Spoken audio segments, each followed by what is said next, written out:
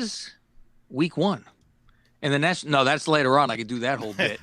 Oh, it is our NFL football special from the Lingus Mafia. My name is Cav Manning, and I'm the boss of this family.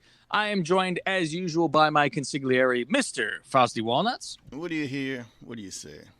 Along with our underboss, Gregorio. Buonasera. Oh, man, I have been working on this motherfucker a long time, and over the weekend, and I did 7 hours on, what was it, Sunday? I was busy with this, and I'm re-listening to our old NFL show to get down some stats to see what we did from our predictions before. We will have Mr. Billi Bhatti on that will give us all the rundown like he does each year now. And before we get to that, I needed to address a situation, and this is with us working with Vince Russo on the podcast on a poll show. Since this is going out simultaneously to 3 different platforms, it is coming out on actually 4, because it's coming out on our Patreon, patreon.com/Lingus Mafia, the whole show as usual, which everybody always gets. And then it is also coming out on the Lingus Mafia Apple, just regular old show. The whole entire show is going to be released today as well, and it's Tuesday. And it's going to be released on the Dirty Sheets podcast, and it is going to be released on Podcast on a Poll. So multiple places for this show to be got. And everybody, some people are watching on YouTube. And we have this on YouTube as well. Where is this found on YouTube, Fauci? YouTube.com/Lingus Mafia. They don't call him the best co-host in business for nothing, folks. Hopefully I get it up there, because right now it's going to the regular Patreon page. Yeah, it'll be on Patreon first. So, yeah. all I did was I went to the Twitter for @tweetsonApoll, and I wrote RIP and the date that podcast started and yesterday's date. And boofa! What's going on? What the fuck is happening? Holy shit, everyone panicking, and what's going on here? And it was like, well, more news will come out. More news will come out for you. Right. Now, the treat for people, if they really want to hear all hell that broke loose. And now it's more all hell that broke loose, I believe, Billy's side more than Russo's side. Russo just went, it's not working, bro. It's not working. Okay. No hard feelings. I'll see you around. You won't do my show. I'm not doing podcasts on a poll. And it was him saying, I'm not doing podcasts on a poll that set Billy on fire. Oh, yeah? And you don't want to do mine? I ain't doing yours. Yeah, yeah. And so what it comes down to is that Billy wants things promoted better. And that's what it is. He wants things promoted. He wants his news out there. His news is like talking, a tree in the woods, falling down. Nobody hears it. And everyone else steals his shit, but he's behind a paywall. So that's always been the problem for him. He'll get into it more when we release something in September for Podcast on a Poll. So I won't say what else is going on, but if you want to hear what else had happened on our Patreon, patreon.com/Lingus Mafia, the Godfather tier, it is $15. I have told a couple people, and they have signed up immediately just to hear it. And I'm telling you, I deliver when I tell people there is gold in them there hills. I've told people, sign up and immediately unsubscribe after that. Listen to the 3 shows that are up there, because the one show is, I believe it is August 7th. I think it's August 7th. There's 2 shows that are posted the same day on that tier. And one is called the Super Duper K-Fizz show. And that's a good one. And yes, that's the main one that you want to hear. But the regular Lingus Mafia show first is when we get into the Patreon part, which is an hour in. We switch to Patreon only. I read the emails that go back and forth between Billy and Vince. And the back and forth, because the emails is where this all stems from. Billy yelling at him on an email. So then we had to do Podcast on a Poll that next day, or that Yeah, it was the next day, I think. Or that day, I think it was actually. It was that day. And I said, I am telling you this because Vince has not replied to this email from Billy. And Billy's email was with Bag of Hammers. And you will hear me read Billy's email. I said, this is going to be hell. The show starts, and Vince doesn't say a word about it. And I'm like, oh, fuck. The show ends. Hour and 16 minutes. The show ends. And Vince lets Billy have it. And what the fuck is wrong with you? And this is all there for them to listen to. Everyone could hear it. Everyone could enjoy. All bottled up after you guys did the podcast on the and Pulse you know show. what? It was smart on Vince's part to not start before, because then you have a weird thing. You don't know how it's going to end, because it ended fine, but it was shit the whole time. We giving him shit, and Billy didn't bow down. Billy fought back too. So that whole thing is there for everyone to listen to. So you want to hear the emails first, then you want to hear that Super Duper K5, and then yesterday I did an emergency podcast where there was more emails sent back and forth.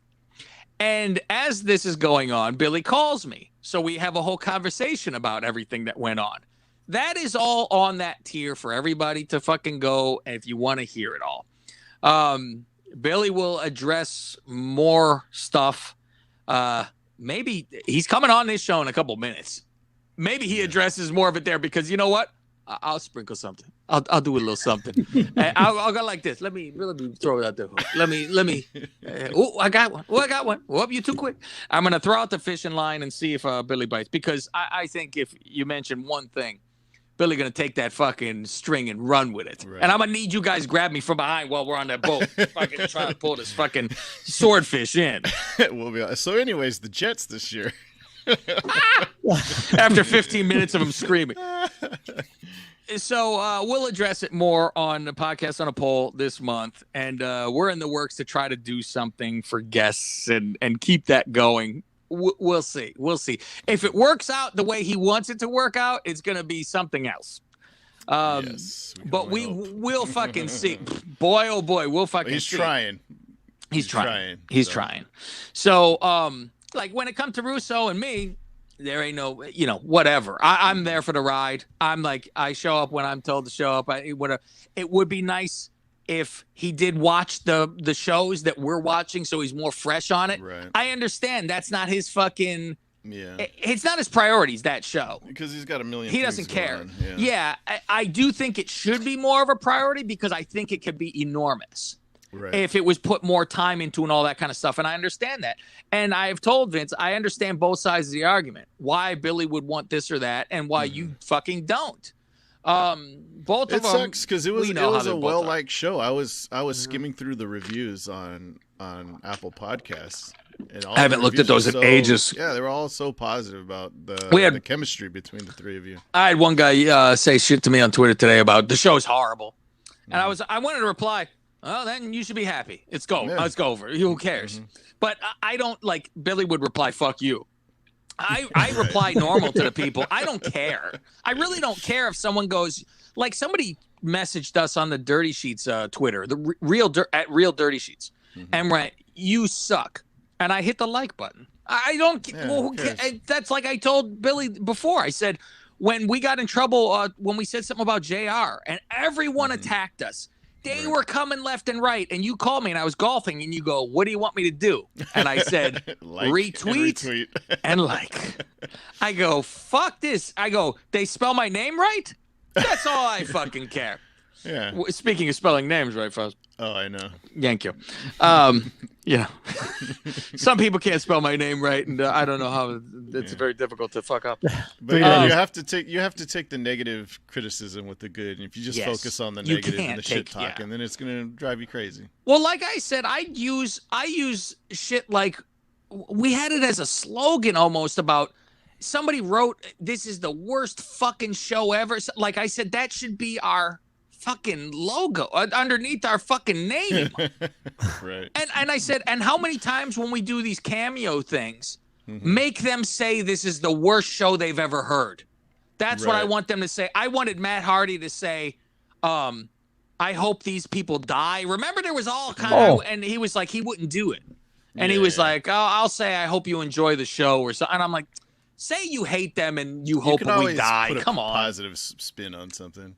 Yeah, I'm like, it's funny. It's funny. I remember when Blender Magazine came out with like the worst bands of all time, and they named ICP number 1, and they were like, "Oh, that's perfect." Could you imagine if we were like number 6? At least if we're number 1, we could say, "Hey, we're the worst." But the way we look at it is, we're just the most hated. So after that, they just started calling themselves the most hated band in the world. It is, and it's funnier. It shows almost like it's the Eminem 8 Mile. Let me rip myself. Now your turn. What you can't. It's you're fun. You go, well, if you're not offended and hurt by it, you're like, oh, I can't. You're not going to be offended by anything. I'm like, no, I can't be. You could say anything to me. I don't care. I mean, it's not a family member telling you something. So why would you give a fuck? You know. So that's what it fucking comes down to. I'm sending Billy our StreamYard, so when he gets there, you could tell me, and then I'll tell him in a minute that we sent it if he hasn't noticed it. All right. But so if you want to hear the real insides before whenever this comes out with podcast on a poll stuff, you're going to hear 100 times more than what is said on podcast on a poll, because this is already recorded shit that's there. That's an argument between them. It's all there. It's done. There's no just one person talking about it. And me and Billy's conversation, all that shit. So all that shit is up there. Patreon.com/Lingus Mafia. I'll tell you, the Twitter, we got a lot more followers today, and so did at Real Dirty Sheets, because on Podcast on a Poll, I said, go to these other ones to get updates, and flooding. Boom, boom, boom. I think at Real Dirty Sheets had 80 at the time, and now they're like 120 or some shit like that. Like, it fucking really fucking poured over. Where I'm like, okay, let's get some people over here. Yeah, I saw a lot of people tweeting like, I hope this isn't the end. I hope you guys can work it out. Yeah. But after seeing what I'm seeing, oh no, it's completely done. It's completely done. It's completely done. I still could have Russo on his show to do our baseball special when it's time. Flat out, he said he would do whatever still with me. So I'm like, got no problems with you, bro. No. So I'm like, yeah, it wasn't. It is what it is. And like I said, I could see both sides, and he said there is no both sides. He had said, what it is I paid him for his service. It didn't work out. It ended. The end. Which. If you want to cut down to simplistic, Billy's unhappy, and I don't want him to do a show he's not happy about. So let's just go our separate ways. Yeah, not quite that. That's why I was like, I understand, and I don't want to cut out Billy's glory of what he wants to talk about and the reasons why. That's what's going to be on Podcast on a Poll coming up. He's dying to do these shows still. And you know what? I really wish I had our Monday Night Wars show still, because I think I have a year's worth of stuff I could just load and not do a show because it was so produced. I don't know if I could go back into the fucking archives of what was it on? Was it on Dirty Sheets? On that fucking podcast? So I don't know. Does it go away though after a certain amount of time? Like, you can't scroll back forever, or can you? It's always there. And if you can, then I'm gonna fucking get all those shows, because that was a lot of work that I put into that shit. That's why I fucking quit that show, because I was the one that was doing the extra work. He's all sleeping. There was a lot of that. And I'm like, what are you talking about? Nobody put in. You're sleeping. Shit. He'd wake up. That was great. And you know what? It's the same as somebody going, you suck. You use it. You use it for what you can. I would fucking then lower my volume and go, let's listen to Billy snore. And then let him go. I'm like, it's funny. Funny is funny. Who gives a shit? You know, I mean, he likes to be more professional than I am. That's for sure. So, that's all that comes down to. So, let me tell him I sent him the link, and we can get to it. Let's see. Sent you link. I was like, make sure I told him early that this was a camera show, because he have to print. Yeah. He got fuss. Okay. He go like this, look and pull it down. You'll see. Right now, what's funny on the video? Everybody keep in mind. Watch him Watch him adjusting his hair the whole time we so talk. silky smooth. Just keep an idea on it. Keep an eye on it. He do like this, looking in the mirror of himself. Mhm. It's great. And you're like, did you hear anything I said? Huh? What's that? I didn't quite understand. Oh yeah, What'd you say now, Chip? dirtycheats.com. See GP soccer. Or He SG was so- soccer, right? SGP soccer. SGP It is soccer. hard for me to I say always that. forget. And I'm like, Oh what my is it? God. Sports gambling podcast. SG. Soccer. Okay. And you know what's funny is I'll have like a sticker on the computer because I can't just fly through it. Like I almost get dyslexic from it when I try to do it. Well, I say SGP S- just rolls off the tongue. Woo! So yeah, for people who want to see that Dirty Sheets show continue, the nitty gritty show, if you will, it will continue. It already has a new home, and it is going to be very, very large in the home that it has. Mhm. And most likely, I'm supposed to be hosting it with him, and then have other people with. That's not a.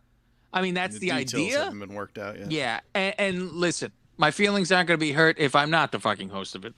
I'll tell you that too. Mhm. It'd be fun to do because I think the best way to do it is me hosting it, him giving the story, and then other people giving opinions. Yeah. I think that's the best way to do it, and then interchanging people or not having them there, having discussion. Mhm. And then what we'll do on Lingus Mafia, that next show, is do a wrap-up show about the news that came out and discuss that you go. on this show. Right. So we could see, because obviously that's the problem. He needs to get his stuff out there where we hear the tree fall, Yeah. because nobody hears the tree fall. And then Meltzer 4 weeks later goes, look what I found. You go, Right. whoa, what fuck? And I can understand his frustration where you go, I fucking said it. And like, the problem is everyone almost gathers together to go, this guy doesn't have any information. And it's Right. it's one of those, the sky's not blue. And you fucking Mhm. look, it's fucking right here. You know, you go crazy from it. So They I don't wanna understand where acknowledge him. That's what it is. they don't acknowledge. They don't acknowledge at all. So getting into NFL, Mhm. Faust, while we're here and while we're 2 doing more this- days. Oh my There he is. God. He's Oh, here. let's let Billy in. Let's let Billy in the Perfect room. timing. What's up, Billy? Oh, Billy boy, he's Yeah. back. I semi-addressed situations that were going on, and I also said I don't want to give the full info because I don't want to take Billy's thunder away when it comes to talking about this on podcasts on a poll. So, but I did tell people, if you want to hear any fighting, go to patreon.com/LingusMafia. And they will hear the fucking rumble from the time we had the show Well, together. You've also filled them in on a couple of bits from the email, because there's things from the emails that was not said, right? Someone That- mentioned it to me. Yes, that was on the emergency podcast show that I did yesterday by myself. Yeah, Yes. where I said, fuck it. Like, if you don't have to promote anything, just put it out there for free, and Yes. like everybody will find it, and then off the back of it, your shit will grow. I mean, Yeah. I called his shit, other than using the word shit, I think I called the rest of it. I pretty much gave away my feelings that everything else on that feed was shit. So But that's the thing. That is on a pay tier that people have to go to pay to even hear that you said this. So it's a very small group. If people want to hear what Billy said, that's where you'd have to go to fucking hear it. It's not on the fucking free service for them to hear. And I was saying, it's Billy wants this thing to grow instead of a tree in the woods, that falls. You need to hear this fucking tree that falls, because 4 weeks later, Meltzer says, look, I found a story. And you're like, what the fuck? And people just ignore, like Fausti was saying, they don't acknowledge you. And you need to be acknowledged that you're coming out with these fucking stories first. this And- is the ridiculous thing about it. This is what people will find unbelievable. Like, I literally said to him, look, I want this to be bigger because we need to be. Oh, hold on. Disco Inferno's calling me. Are we live now? Are we live now? It's not about live, but yeah, you're on this. Do you want to go out of the room, mute yourself, and go? Hello? Hey. And put on speaker. Oh. Live with Disco Inferno, ladies and gentlemen. Oh, there you go. Yeah. Wait a minute, I thought he just got a tip. Can you mute him out then? Yeah. Faust? I can. Okay. There we go. So then we can keep going because otherwise I don't want him to Yeah. deal with that. Okay. I was like, oh, excuse me. Bill Clinton's calling me, Faust. Let me get my phone. I need to name drop for a little bit here. So football season starting. Yeah, what is this show about? Is this about football, Faust? And that's why the show's a 3-hour spectacular eventually. Exactly. Too. I'm telling All you, I'm hell already breaks predicting 4-hour spectacular today. Jesus Christ. Almost as long as it took me to prepare for this show is going to be the amount of the show. God. Okay. So when Billy comes back, he will be giving us like over-unders for every team that we'll go through. As usual, I have the New York Times pieces open here where it has all the teams and the divisions and who is added, taken away, all that good stuff that we did last time. Greg will have strength of schedule. You have this in front of you, Greg. Oh, yeah, okay. I got it. Yeah, so that's going to give us more of a reason of why our grades are going to be where they're at and who's getting into the playoffs. And if you remember, the two of you, there are 7 teams that are getting into the playoffs. Right. That goes out to Greg for one. And secondly, it goes out to Faust where he went, I don't have anybody written down. Go ahead, Greg, you first. I forgot they changed the format last year. Well, here is where you both fucked up. Are you ready for what you guys fucked up? Yeah. Oh, yeah. Go ahead. Okay. And I brought this up. I remember when I brought this up not too long back. And we each gave who was in the playoffs from our side. Now, when it came to the NFC, I was 5 out of 7 correct of who would get into the playoffs. Faust was 3 out of 7. Yeah. Greg was 3 out of 7. And Billy was 3 out of 7. Going to the AFC side, I was 6 out of 7. Damn. Faust was 6 out of 7, maybe. Greg was 5 out of 7, maybe. And Billy was 7 out of 7. Wow. Oh. Now, why do I say maybe you guys were this? I don't know. I don't remember. I will read you who you picked to go to the playoffs, Faust. All right. All right? The Bills, the Chiefs, the Ravens, the Titans, and then the wild card, the Colts, the Bills, the Steelers. The Bills again? Motherfucker.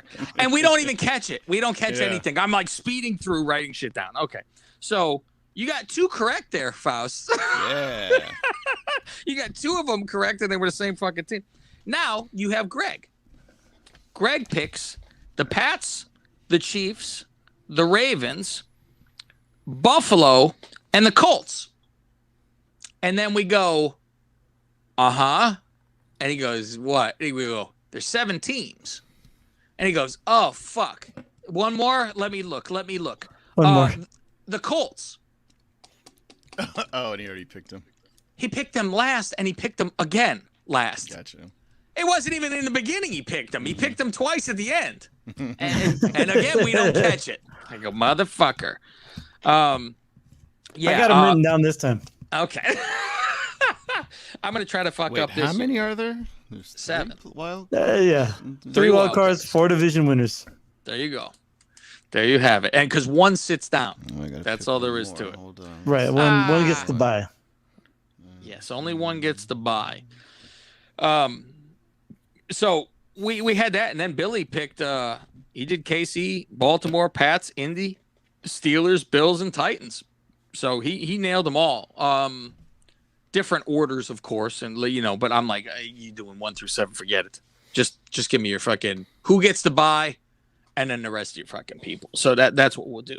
When it came down to our over-unders, our gazintas, as I like to say, Faust. Greg ended up, because what we did is we said This is how I wrote it down, Faust. This is what it came down like, right? Okay. What happened? What had happened was the line is on the side, like 11.5 is what they were projected. And then on next to it is what they got. And we said, while Billy was doing it, what we think they would get. Gotcha. So we would either be over, under. And I would put a plus or a minus next to the O or the U. To see. And what's funny is I end up, because I have this I have one and and I was losing. And then I cross it out. And then I'm like, okay, what is this? During the show, word comes in, Von Miller is out for the season. And I go, I changed to under instead of over. And I hit that one. Nice. They were 7.5. They're over under. And they end up winning 5. And they won 5. Yeah. So scratch. Oh, yeah, and then remember they had no quarterback one game? One game. And the guy had 2 completions, right, was it? Yeah. The COVID game, yeah. What was it, a receiver? Who the fuck was playing quarterback? Yeah, who used to do high school. High school football, yeah, quarterback. That shows you how real of a position that is. I mean, where it's that fucking scary. So, okay. So, the over-unders, it was Greg going 18 and 14. Ooh, 500. Nice. There you go. Faust going 19 and 13. And Cav going 20 and 12. Nice. So we're all right in there. In a row, baby. In a row. And that's what we did when it comes to that. As soon as the boy Wonder gets off the phone with his boyfriend, that handsome Italian Disco Inferno. I laughed. Did you hear Disco on that show that we did with Conan where he was like, oh, do you know the story of how me and Billy got to know each other? Yeah. Yeah. It was me. What are you talking about? From contradicting Brian. I went stooging off to fucking Billy after this. I went running over there. So, did you see any of the schedule? Like looking at your schedule, are you optimistic when it comes to the 49ers with the schedule you have? Yes. Oh yeah, very. Yeah, when I see some of this shit, and then I see mine, I go, I don't know how they're keeping this coach and GM after this is done. It's impossible. It's fucking impossible. It's funny because I was doing I was writing down my win losses for this year, right? And so then I also wrote down last year. So I'm like, oh fuck, I forgot the Bears made the playoffs last year. How absolute dare you, fam? You remember it was them and Arizona choked. Arizona fucked up. Yeah. Oh yeah, because the Niners beat them. Yes, and it was Kittle. Oh, we did it for the Bears. That was my team. Because he's a Bears fan. Yeah, he's a Bears fan. Bears fan. And didn't OB scream and yell about Garoppolo being a Bears fan and going to Eastern Illinois?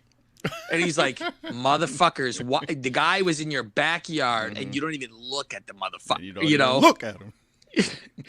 I can't wait for the OB show.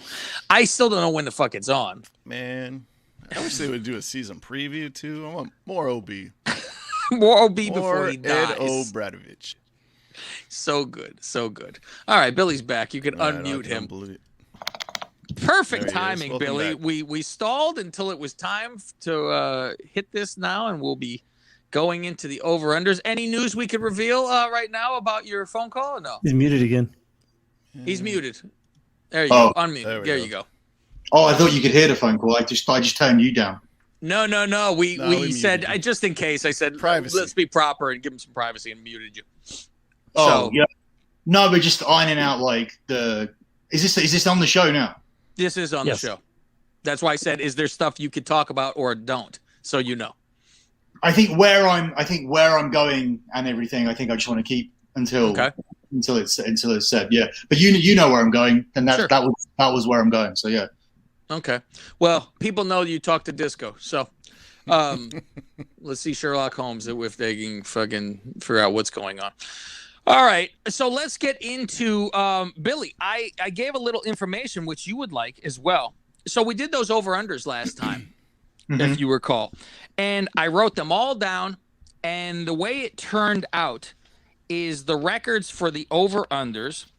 Greg was 18 and 14. Faust was 19 and 13, and I was 20 and 12 in our correct guesses for under-overs. Now, when it came to who makes the playoffs, I wrote that down because we all did.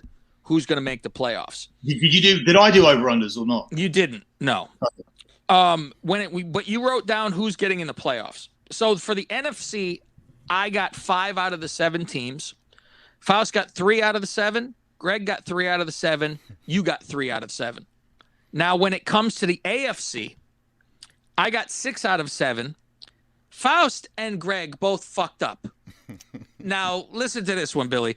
You would think they got 6 out of 7 and 5 out of 7. However, listen to Faust's picks for who is in the playoffs. Bills, Chiefs, Ravens, Titans, Colts, Bills, Steelers. He picked Sounds the Bills good to me. fucking twice. Yeah, exactly. So yeah, thank you. And no one even noticed. Now, Greg I goes. meant Browns. There you go. Greg says the Pats, the Chiefs, the Ravens, the Titans, Buffalo, and the Colts. And we go, you're missing one. And he goes, the Colts. So he picked the fucking Colts twice. However, I was Billi testing you Bhatti guys. was 7 for 7. Every person you picked for the AFC was in the playoffs. You got them all. I don't know about what order. You put them in actually order where we just said, here's the number 1, and then the rest will make it. You said Kansas City, Baltimore, Pats, or no, then the Pats weren't in it. So I'm fucking wrong. You didn't get the Pats. I thought I had the Pats and Yeah. Indy, Steelers, Bills, and Titans. So was that the Colts you missed then? No? No, you had Colts. Let's see, we keep putting Colts twice. Yeah, who the fuck is that? Who's Browns. oh, it would be Washington, no? No, that's Oh, AFC, yeah. NFC. No, it's That's AFC. Browns. Browns. There you go. Browns are the only ones because he was saying Browns were horrible. So that's what we had for that. Faust, do you have the picks for what we did for our straight up pick'ems records? For last year, yeah. Yeah, last year. We do pick'ems, Billy, without the spread and just do who's going to win on the show. So go I ahead. have our Faust. history for last year, 2019, 2017, 2016, and 2015. So you don't have 2020? Last year, that would be Okay. 2020. There You you don't go. have 2018. I'm missing 2018 for some reason because we did a special that week and we never went back and talked about how our picks went for the year. Okay. So what's last year's though? Last year, I finished last, 164 and 91. Greg 175 and 80. Cav 180 and 75. Not too bad. Even just picking straight up winning is not as easy as it fucking looks. And So it's funny because my 164 dead last. yeah. In 2019, me and Greg tied with 164 to win. Oh shit. And Okay. then in 2016, I had 160 and won the thing. And in 2015, I won and I only had 155 right. Wow. We're So we've getting better. grown. So we're all getting better. So we'll there see was, what we there can. was a stat where 70 if you win the game you cover the spread like over 75% of the time. We didn't do the. Is that the stat for if you just win, you're 75% usually? Well, that's the spread, huh? Yeah, even if you're so obviously that counts. So sometimes if an underdog covers the spread, they win as well. Like so, it's a case of Right. that's I think it was higher than that at one point and it started to come down. There was a stat for years. It was about 20 years of data, and it was like blindly if you went against Dallas against the spread for about 20 years, you would make money every single year. No shit. Wow. Jesus. All right, so we're going to start with the AFC East. Billy, do you have the odds on who will finish in the AFC East? Each position there. Let me bring it up for you. Okay. So the Bills are the favorites. Do you want, Sure. odds? You want odds as well? Yeah, we're going to get the odds for where each of them will finish, and then we'll do over-unders for their how many wins they're going to have. And then we could even get Greg's going to have the strength of schedule for each of them. Okay. Okay, so give us the rundown of the division first. All right. So Bills are the favorites at minus 150. Dolphins are second here at plus 300. The Pats are third at plus 350. And the Jets are next, and they are at plus 200. Plus 2,000. Okay. So if we tell plus 2,000, is that woof? Wow. Well, we know nobody's going to win any money from that one. So tell us, break it down for us. If we put 100 on Buffalo to win that division, what would we get back? Well, they're minus 150. I changed it to the US odds there for you. But like if you put 100 on there, it's 167. Mm-hmm. The idea is with the US odds is that they're all worked out of what your profit, what you need to bet to make $100. So, or what you get for $100. So, if it's a minus, it means you have to put 150 down, minus 150 to win 100. Okay. Mm-hmm. If it's a minus, they're telling you what you need to bet. So if it's minus 200, you need to bet 200 down to win to 100.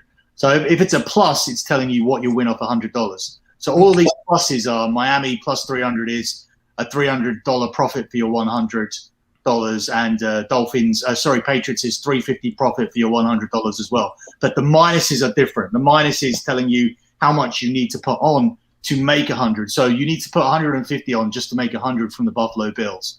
But if you want to do a $100 bet, according to my maths, that's 167 back or $67 profit. Okay. I'm of course going to say Buffalo wins this division. I mean, they have the great Mitchell Trubisky as their backup quarterback. So how could they fail? They have a real coach, so he all of a sudden knows how to play. I go, oh, imagine that. Maybe it wasn't him. And Emmanuel Sanders went over there too. That's a very good weapon for Josh there. And Matt Breida is the running back too, went over there. So they are going to be pretty good. They lost John Brown, the wide receiver, and Josh Norman, cornerback. What is strength of schedule for Buffalo, Greg? They are tied for 23rd with the 23rd. Yeah, so they're lower on the list. But they have that horrible run of road games that they have, that we identified, because when we were looking at their total, and their total here is 10.5. So you need them to, and last year they got to 13. So for them to be 3 games worse, they need to pretty much lose all of those road games. You have those road games there, the ones I'm talking about. There's 4. I don't have the schedule. I just have their strength of schedule. I can get it for you. Just because me and Cav talked about it on our show, and we said there's a patch of games where I tell you what I'll do instead. I'll go to my futures write-up instead and find it there. So you're saying they are 10.5 is their total.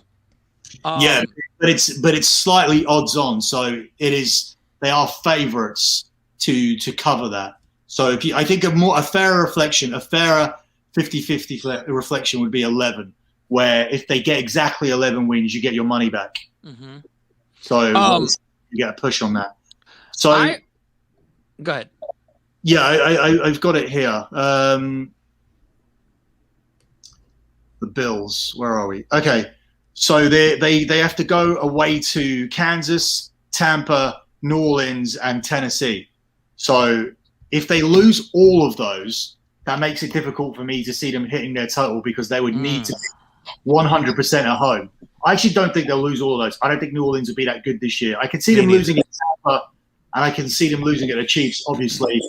And I can even see them losing at Tennessee, because Tennessee, I think, are a lot better than other people think this year. So, yeah, I have 3 losses there, and then you have to account for a dumb loss that everybody has, like, oh, shit, how did they lose that game? Like, one of those. I think they'll be 12-4, yeah. Oh, sorry, it's 17 now, so I think they'll be 13-4. I'm going with the over myself. I think they'll be around still like 13. I think they'll win 13 again. And Greg? Oh yeah, for sure. 13. I have them in the over as well. Okay, so we'll write down Billy's We team all for got this 13 year. and 4.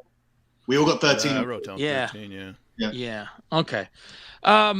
So when it comes to Miami and the Patriots, I do expect the Patriots to be better than last year. Everybody who opted out is back. That's that was enormous last year. Now let's I have a clip from last year right here where Greg talks about the Patriots and what he thought last year was going to happen. Let's have a listen. And he's got Josh McDaniels, brand new Cam Newton. He's healthy. I think the Patriots take this division. Oh, good job there, Greg. Presentation. Thank you. Thank you. Yeah. Now it's Where's a little my bit clip better. where I say, "Oh, well, the Bills got the Patriots out of the way now"? Yeah, there was a bit of that in there too. Now, obviously, I think Mac Jones is better than Cam Newton at this point in his fucking life, and Still a rookie though, so you never know what you're gonna yes, get. I mean, you he's still played get a well, little growing, and he's growing playing under pains. Belichick. So as long as he can hit the short passes, right? Yeah, it's all system until you go somewhere else and win a Super Bowl too. Yeah, I would take Miami in this one. What is over under for Miami, Billy? over-unders are a little bit more difficult to find. Hold on a second. Yeah, I would stay with the over-unders more. We'll look for if there's schedule stuff. Faust, if you can get on So the- schedules. I will keep. Miami went 10-6 last year. So you think it'll be better than that or worse? I believe, off the top of my head, I think this line is 9.5, but I'll check. Because everyone has the extra. I was right. It is 9.5. Okay, Yeah. if it's 9.5, I'm going over for them. They're tied for 27th with the strength of schedule, so they're like the fifth man. easiest schedule next year. Their Jesus. opponents are 127, 143, and 2 combined. Faust, over under 9.5. Excuse me, 128, 144. I was thinking 9, but if the over/under is 9.5, and Greg just told me the strength of schedule, you know what? I'll go 10. So give me over. Okay, you got the over. Greg. The Miami's tough to read this year. Who knows how Tua's going to do, right? Yeah, I'm gonna it go- almost rides on him. Yeah. I'm going to go over. Just barely over, though. Okay, so maybe 10 then for you. Yeah, 10. And Billy, over under 9.5. No, I'm going to go under. I don't like Tua. I don't trust him. I'm going to go 7 and 10. Okay. Now, let's get into what the Patriots will do this year. Because I do think, obviously, they will end up third in the division. And obviously, the Jets are fucking dead last. But, like you said, the growing pains with Mac Jones. What's the over-under we got for the Patriots?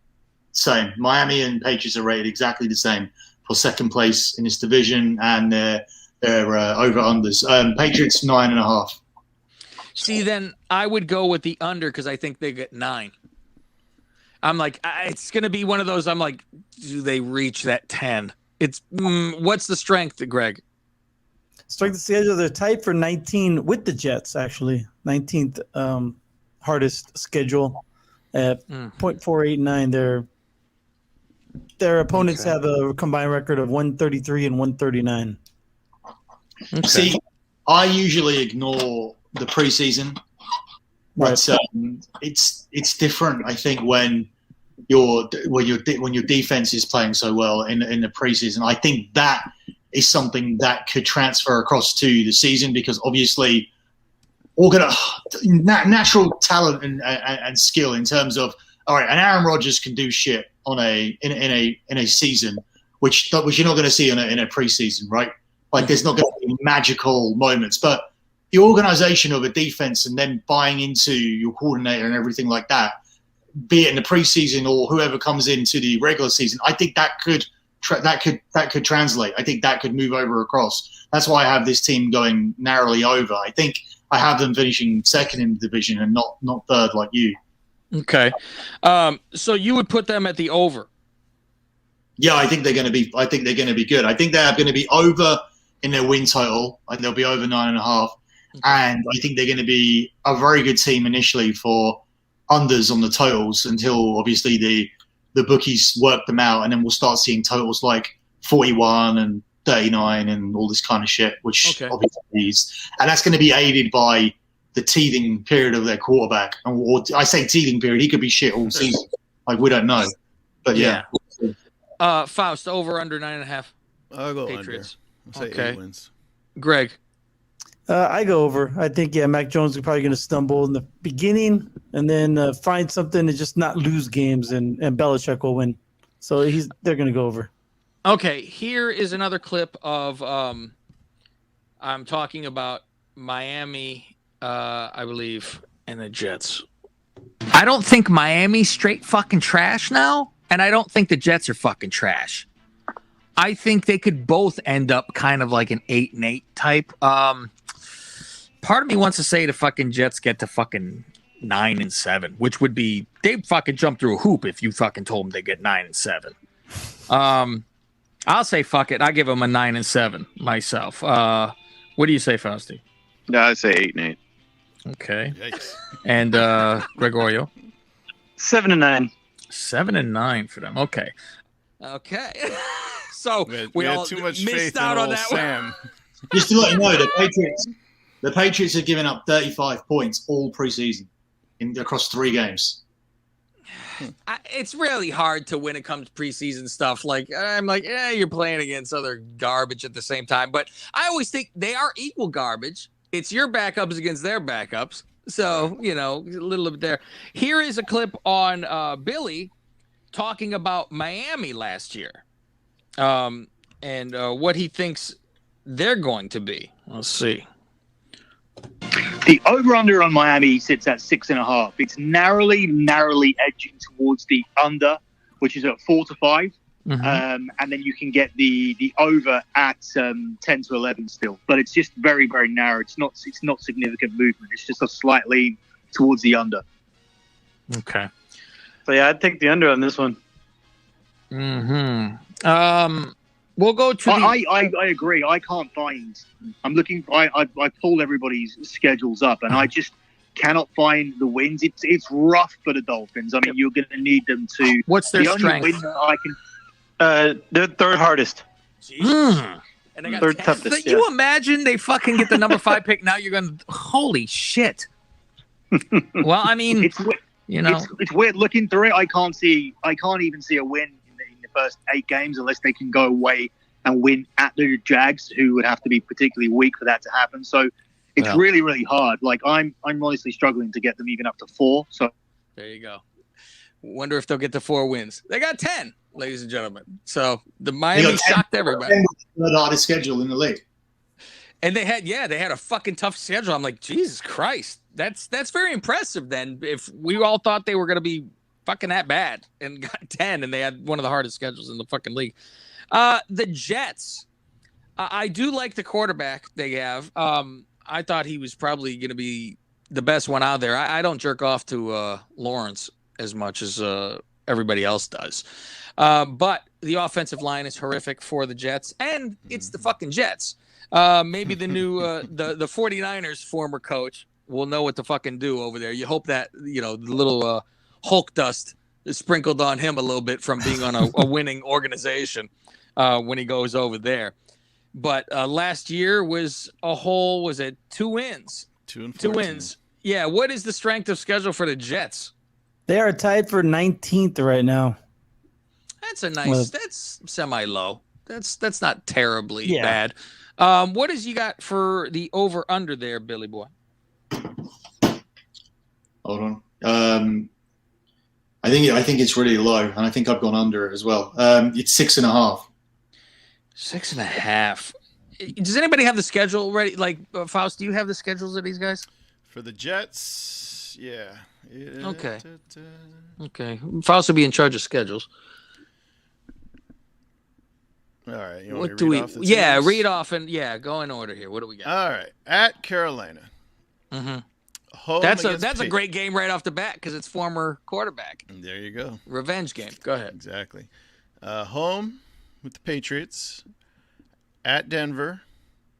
home with Titans, at Atlanta, at New England, hosting Cincinnati, at the Colts, hosting the Bills, hosting the Dolphins, at Houston,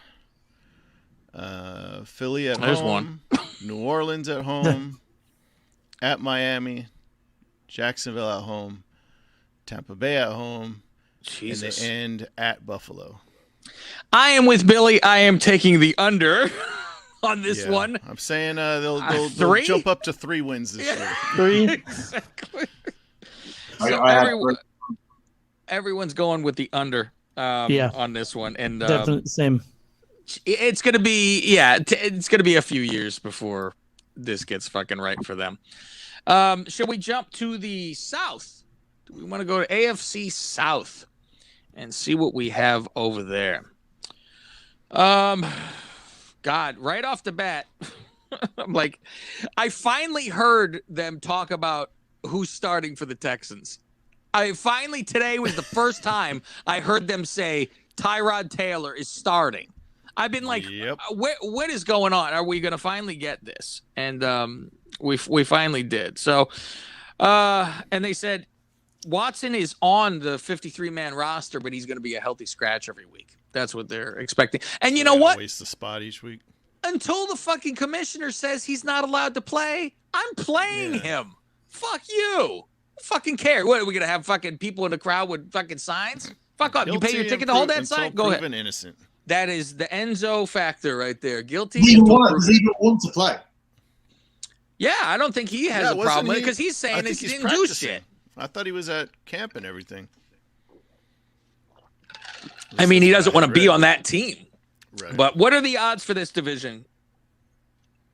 All right. The odds for this division are Tennessee minus 125. And to explain that again, you have to bet $125 to win 100. That's what it says when it's that's what it means when it's a minus.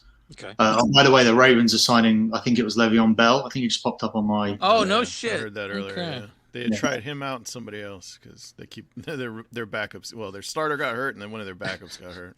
Yeah, that's just been one now. Colts plus 150, so 100 to make 150 profit. Jaguars plus 800, Texans plus 2,500.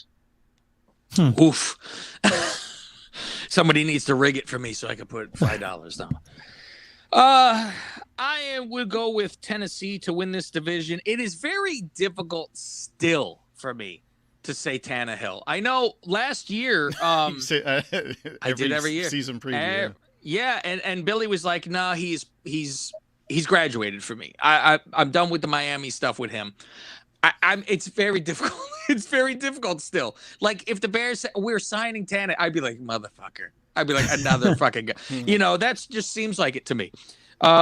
But he does have a cast around him now with Julio Jones. Yeah, if you can say have Julio Jones, and you got King Henry back there. Mm-hmm. AJ Brown, yeah, he's got some weapons. That is some weapons. And that's the thing. If you look at his team and you think, okay, there's things on this team I don't trust. Like there were teams that put up 30 points against them last year. Yeah, the defense was not good. I think they restructured their secondary because it was so bad. And they lost what's his name? Their OC, right? Isn't he the head coach of the Falcons now? Let me see where His name's I'm just Smith. looking at the Titans over here. All right. Key departures, Corey Davis, wide receiver, Smith, tight end, Clowney is gone. Clowney's supposed to be fucking great. I don't know what the fuck happened to him. And Malcolm Butler. He had one hit. He had that one tackle in college, and everyone went nuts over him. If the Niners said they're signing Clowney, would you go, that's fine. It's not my money. Yeah, 3 or 4 years ago, yeah, but not now. He's got too many years past him that he hasn't performed. I mean, if they're getting him for nothing, he got they hurt. just signed what's his name, Josh Norman. I'm like, well, if he's good, he's good. If he sucks, oh well. That's the thing. Yeah, exactly. you go. All right. Well, if you're back to your old self, key arrivals.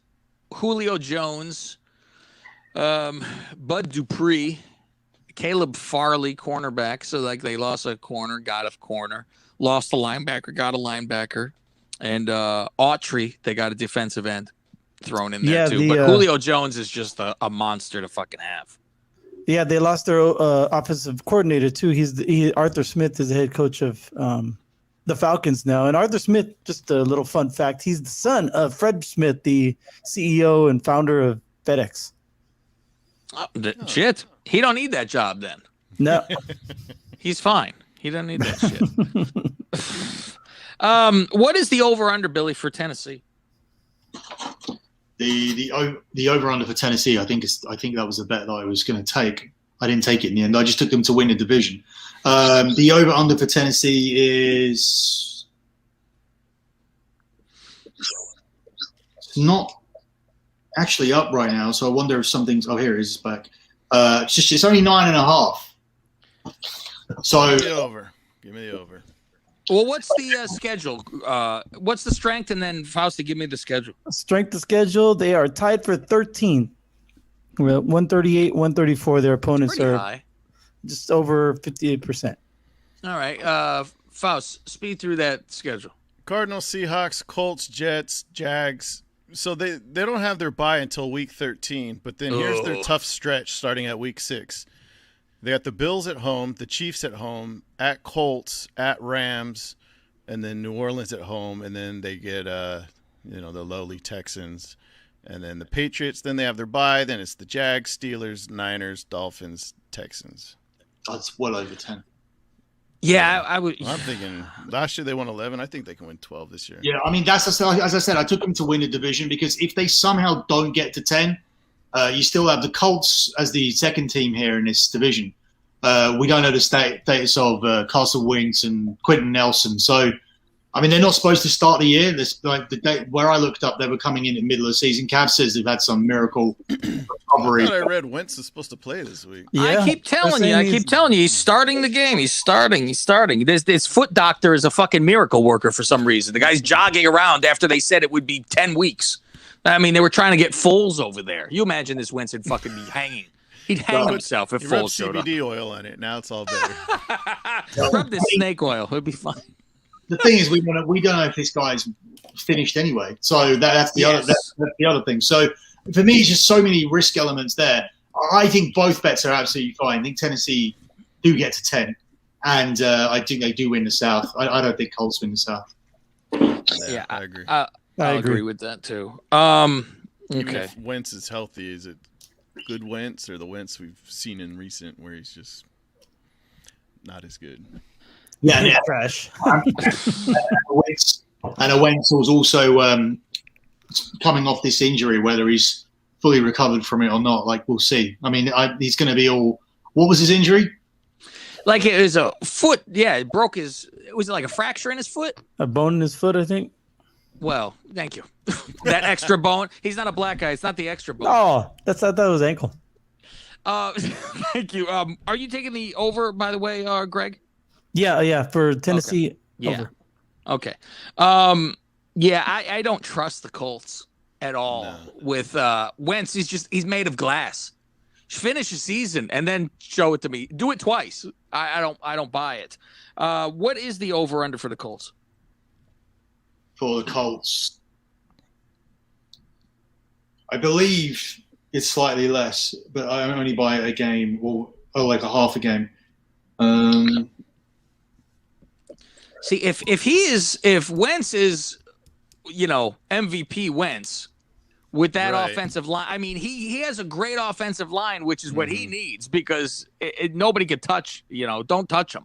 And I mean, they went 11-5 last year. Yeah. So it's not on the board. It hasn't been on the board for a while, which is why we're not seeing it.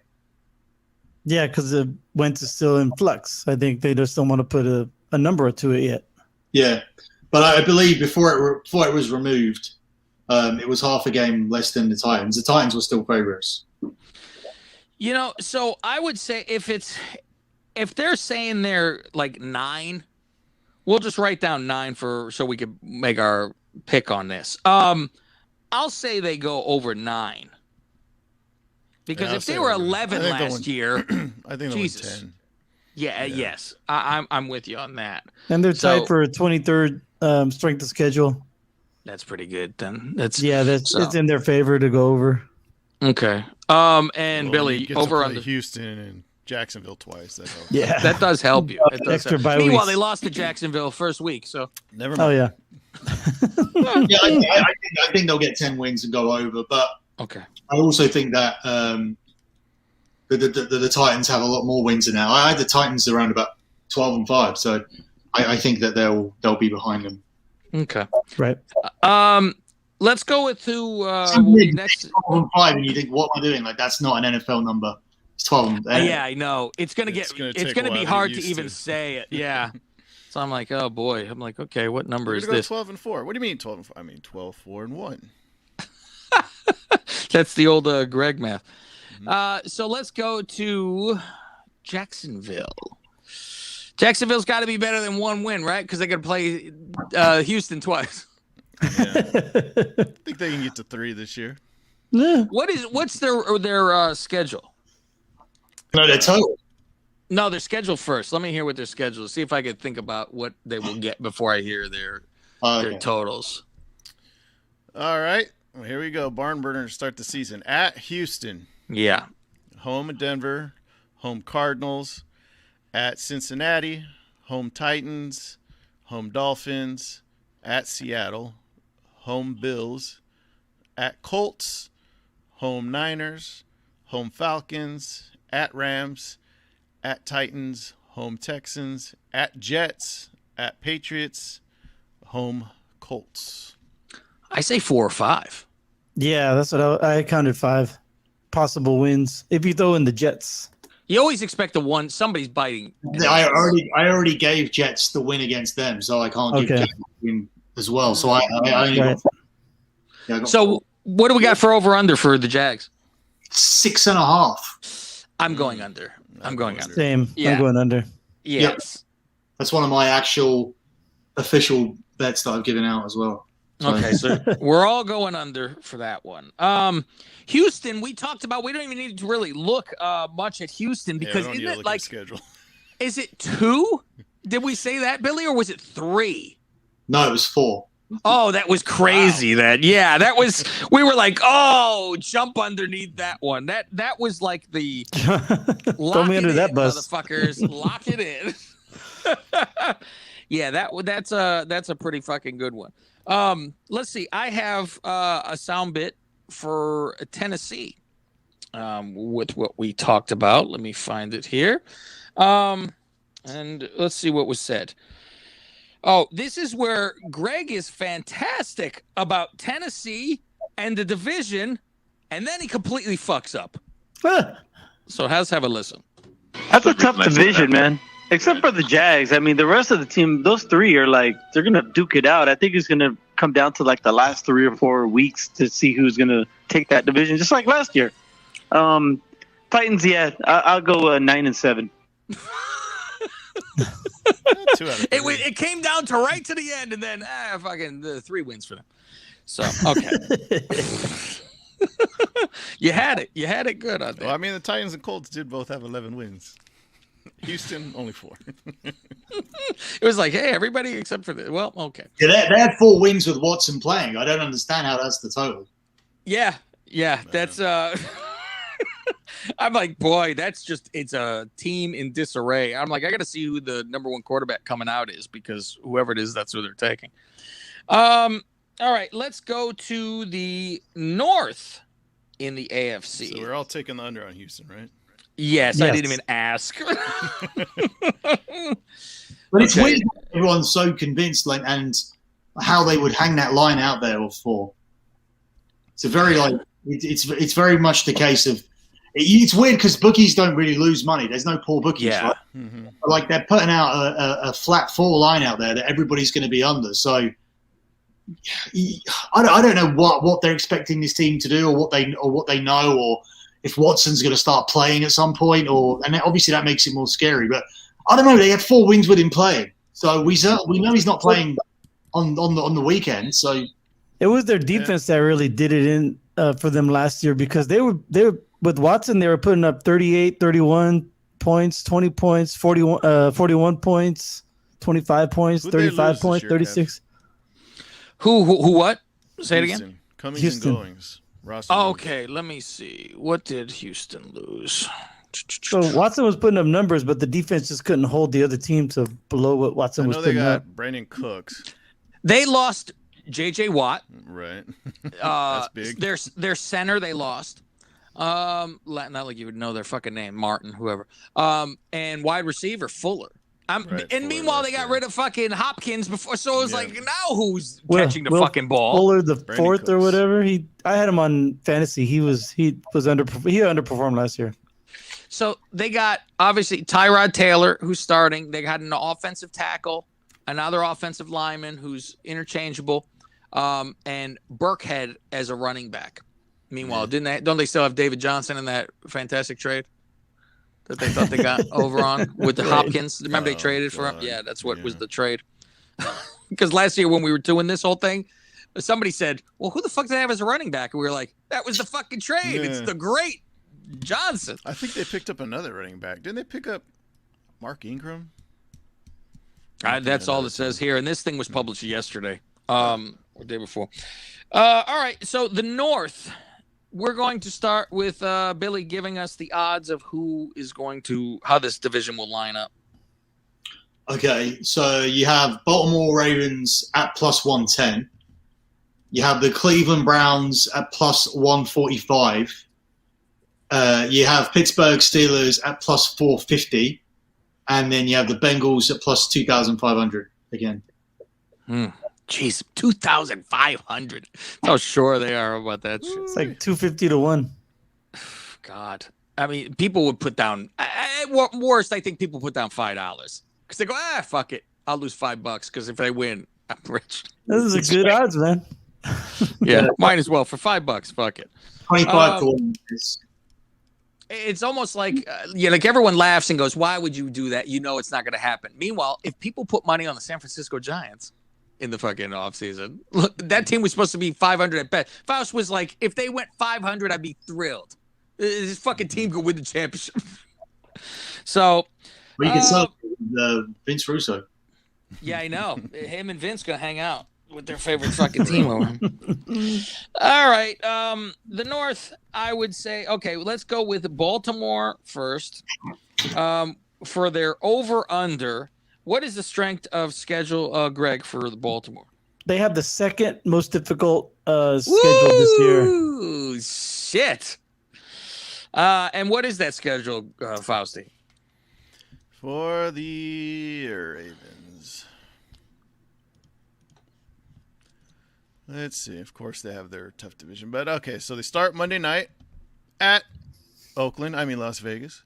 And then home Kansas City, at Detroit, at Denver, home Colts, home Chargers, home Bengals, bye week, home Vikings, at Miami, at Chicago, home Browns, at Steelers, at Browns, home Packers, at Bengals, home Rams, home Steelers. You know, it could be, it's like 12 or 13 wins. I'm saying 11. They won 11 last year. I think they'll do 11 again. Billy, what's the over-under for them? 11. Okay. On the dot? I'm going. Shit. Yeah, on the dot.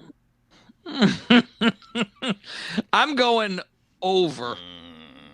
I'm going For push. Okay. Well, that's, you know what? That's fine. I write push next to it. Greg.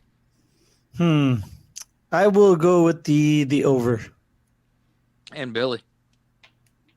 I'll take the over, but I still have them losing the division. Okay. Wow. I still think that I actually think it'll be a push too. I actually landed on 11, but I'm just edging towards the them getting slightly past it. But I still think Cleveland will win the division. Oh, Cleveland, that's right. Do you want me to put a push or do you want to do 11 or over?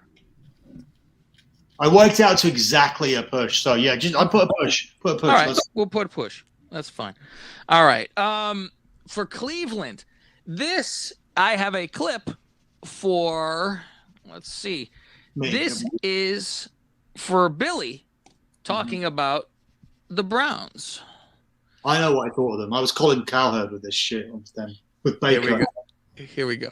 It's really difficult to handicap a team like this because they do have the talent there, but they're cursed to be shit for the rest of their lives. And just like Detroit with their 30-year rebuild and everything, you just feel that this team just can't be good. So it's really difficult because they can win some of these games that I've given them as losses, and they can lose games that you think they're going to easily win. So that's why it's just easy to chuck out the 8-8. And I think the numbers right here as well from the books.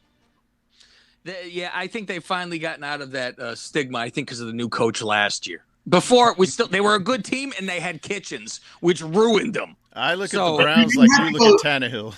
They had to go on a run though to get that. They had to go. They did look like they were heading towards 8-8. They did go on to a run late on, didn't they? If I remember rightly, at the end of the season. Did the Browns have a run for the playoffs? You know what? They were hot at the end. That is, I do remember they were hot at the end, and then hell, if it wasn't Kansas City. Well, then they lost in the playoffs to Kansas City because remember Kansas City got hurt, Mahomes in the playoffs, and they almost fucking beat them. Where it was like, motherfucker, yeah, and he fucking ran for that first down or fucking did the quick out pass, one of those deals. Yeah, that was fucking something. So Cleveland's strength of schedule, Greg. Cleveland's strength of schedule is. Let's see, I had it and I went to a different. Here, they're ninth. They have the 9th hardest schedule next year. Okay, and what is their schedule, Faust? At Jacksonville, home Giants. At Atlanta, at KC, home Houston, home Chicago. At Vikings, at Chargers, home Cardinals, home Broncos, home Steelers. At Cincinnati, at New England, home Lions. At Ravens, bye week. Home Ravens. Oh, look at that, Ravens back-to-back. Home Raiders, at Green Bay, at Pittsburgh, and then home Cincinnati. God, I'm like around 11-ish, something like that. That's what I was thinking too. That's what I counted. What's their over-under, Billy? It's 10.5. And I'm quite a way over that. I'm between 12 and 13. Okay. Yeah, when I was going through it, I go, am I thinking too much? Because I'm like, it's one of those like they finally beat Pittsburgh, but they always have lost them. So you're like, all right, do it a couple times. I will go with the over when it comes to 10.5. Faust. I'll go under 10 and 7. Ooh, okay. Look at you with a little regression. Like I said, Tannehill. Tannehillitis. Tannehill Brown. Greg. I'll take the over. Okay, and Billy is a for sure over. He wants them to get way over that. Okay. Pittsburgh, who has their problem is their offensive line. That's what's going on here. But this team, even when they're garbage, it's like they shouldn't have done shit last year, and they almost went undefeated. Yeah, and it fell apart. 12-4 last year. Yeah, I'm like, what the fuck? And now, old Big Ben out here, which I do have a clip about Big Ben. What was said? Let me find it here. Go to. Okay. All right. This is me talking about Big Ben losing some weight. Big Ben lost some weight. He might be, did he? Slim Ben. He's now 300. He's down to 250. Yeah, he looks like a lollipop now. Oh God, that big bulb of a fucking head.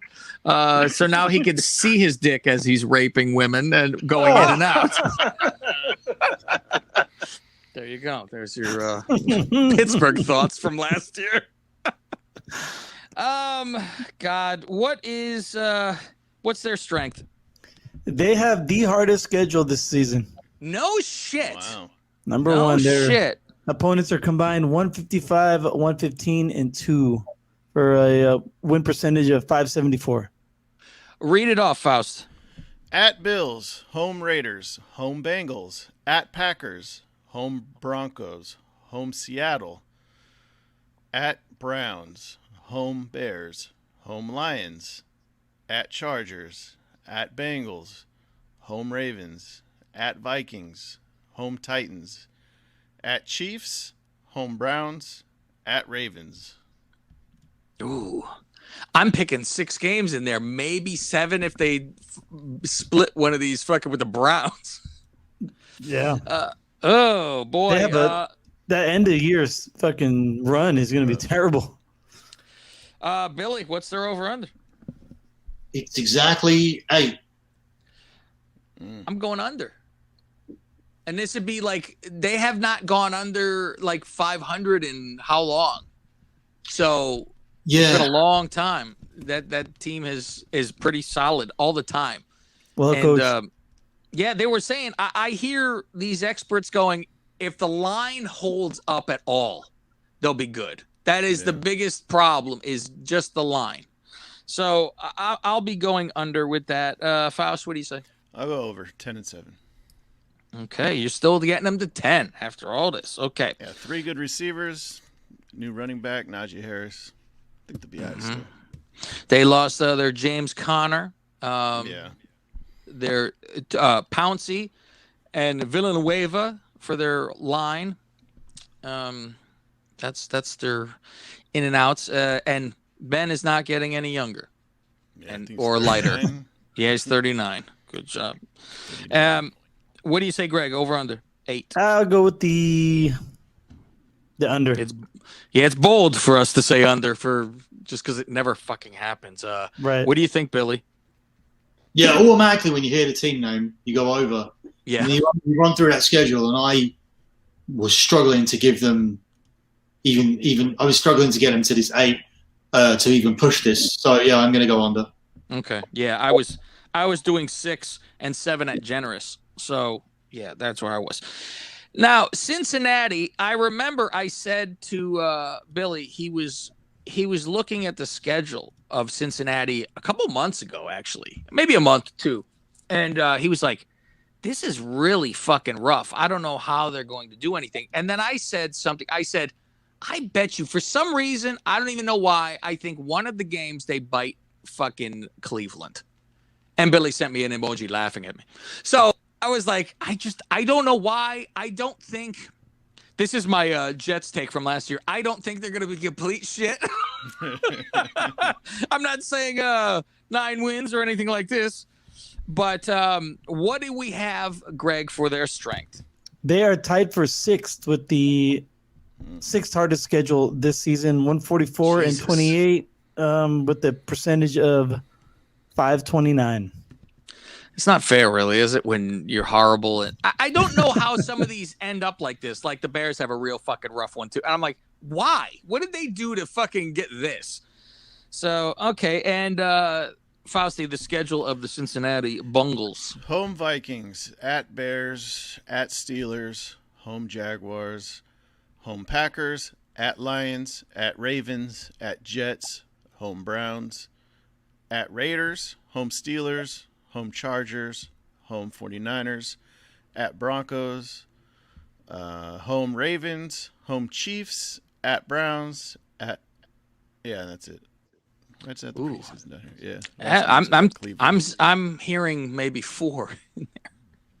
Yeah. And the scary part is when you have the knee injury thing, they're not going to be normal for a while. Like I don't think Dak's going to be fucking, nimble and running around because you're just thinking about it too fucking much. They lost AJ Green, which I had no fucking clue that Arizona got him until yesterday. I was like, oh fuck, because I keep going, where's Fitzgerald? He's still not signed, and I see the 49ers are looking at him. And I saw that the Vikings said no thank you because he's from Minnesota, so go back. I'm like, who wouldn't? I mean, unless you want $1 zillion, I'll take him. Thank you very much. Good locker room. All that shit. Hell, watch him go to Tampa. Watch him go to fucking Tampa. You want a ring, right? Or Kansas City. Go to Kansas City or go to Tampa. Why not? You have a fucking great quarterback. That poor bastard been in Arizona. I mean, come on. He had Kurt Warner for a little bit. I mean, Jesus Christ. Carson Palmer. Thank you, Faust. You make my point, Prue. They went to the playoffs. One good year. What is the over-under, Billy? For the Bungles, it's 6.5. 6.5. I will say under with that one. Under Same. for Faust. 4. Okay, and Billy, what do you think? Yeah, under. Easy. Yeah, I was thinking with the I'd 4. like to see them get better. They've been drafting receivers, feels like every year. They got like 3 young receivers. But their running back, 7 wins is a lot. I wasn't anywhere near 7. Okay, we will go to the West. We have the AFC West to get to. Let me see. Let me scroll to them. Give us the rundown of that division, Billy. minus 200. Yeah, minus 300 actually. 300. 3 to win 1. All right, great. But tell you what, you put the Chiefs and you parlay them with Tampa, you get plus 100. You get even. You get your money back. So you get put 500 on it. You get 500 back to spend for the postseason on Chiefs and Tampa. Like neither of them are going to be even close to losing their divisions. So they're minus 300. It's plus 500 on the Chargers and plus 550 on the Broncos. Plus 500 on them as well in some places, and the 1800 on the Raiders. Okay. We might be a little different, I think, when it comes to the rest of the division. Maybe. The way I have the division is Kansas City, I'll say San Diego, Oakland, or should I say LA, Faust? I don't know which one I should make fun of first. Kansas City, San Diego, Vegas, and Denver. Do you guys have it differently? Do you have Vegas and the Chargers switching places? Anybody? No, I have KC, then Chargers, then Raiders, and Broncos. So yeah, what you said. Okay. And I have the other 3 like fighting to be around that 500 mark. I don't think all 3 will be bad, but I don't think either will be good either. I think the Chargers have a lot better chance now because of the new coach. Their coach, I think, sunk them a bit last year, and now Greg's boyfriend Herbert is a little bit better. He's a little more seasoned out there, a little less zits. He's grown up a little bit, and we can see how he does. Okay, so what is Kansas City's strength? Oh, strength schedule. I thought you were going to ask me what rank I had him or what order I had him. Yeah, their strength. No, he don't care. Strength of schedule. The Chiefs are tied for 11th with the 11th hardest schedule this season. Their opponents combined for a 138, 132, and 2 with a percentage of 5-1-1. Me and Billy were saying stuff about Tampa being they could go undefeated, and so could the Chiefs possibly. There's a couple rough ones in there if they get past. So what's the over-under for the Chiefs? Yeah, they've got rough games, but the big team, I think they play Green Bay. I'm not sure. I can't remember right now. Unless are they like home for all the tough ones? That's what I was going to say. They end up getting them all at home. So that's what helps. Yeah, they have Green Bay at home. Yeah, they are at 12 on the dot. I'll take 12. You know what? I will too. I think you get 13 at least, 13 or 14. I think they go 14 again. Greg. Game, yeah, they're over. Okay, Billy. I think over because I think at very worst they're 12 and you get push with the 12 and 5. But yeah, I think 14 and 3, something like that. That's what I had from the schedule. Okay. What's interesting too is after Super Bowl they said goodbye to all the fucking offensive linemen and just got all new. Let's sign linemen. Let's draft linemen. Yeah, it's like. See, that's a good organization. You have a fucking monster back there for that long signed up. Yeah, you better protect him. You better protect his ass. Yeah, exactly. So, as the joke goes, San Diego, what is the strength there, Greg? Their strength of schedule is... I have to scroll down. 17 overall. Okay. 17. What's their schedule? Overall. Faust. At football team.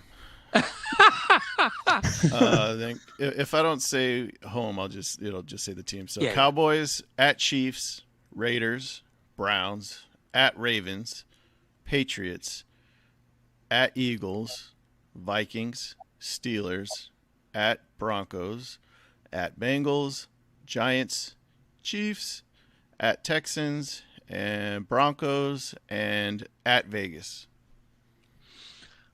I'm seeing at least 10.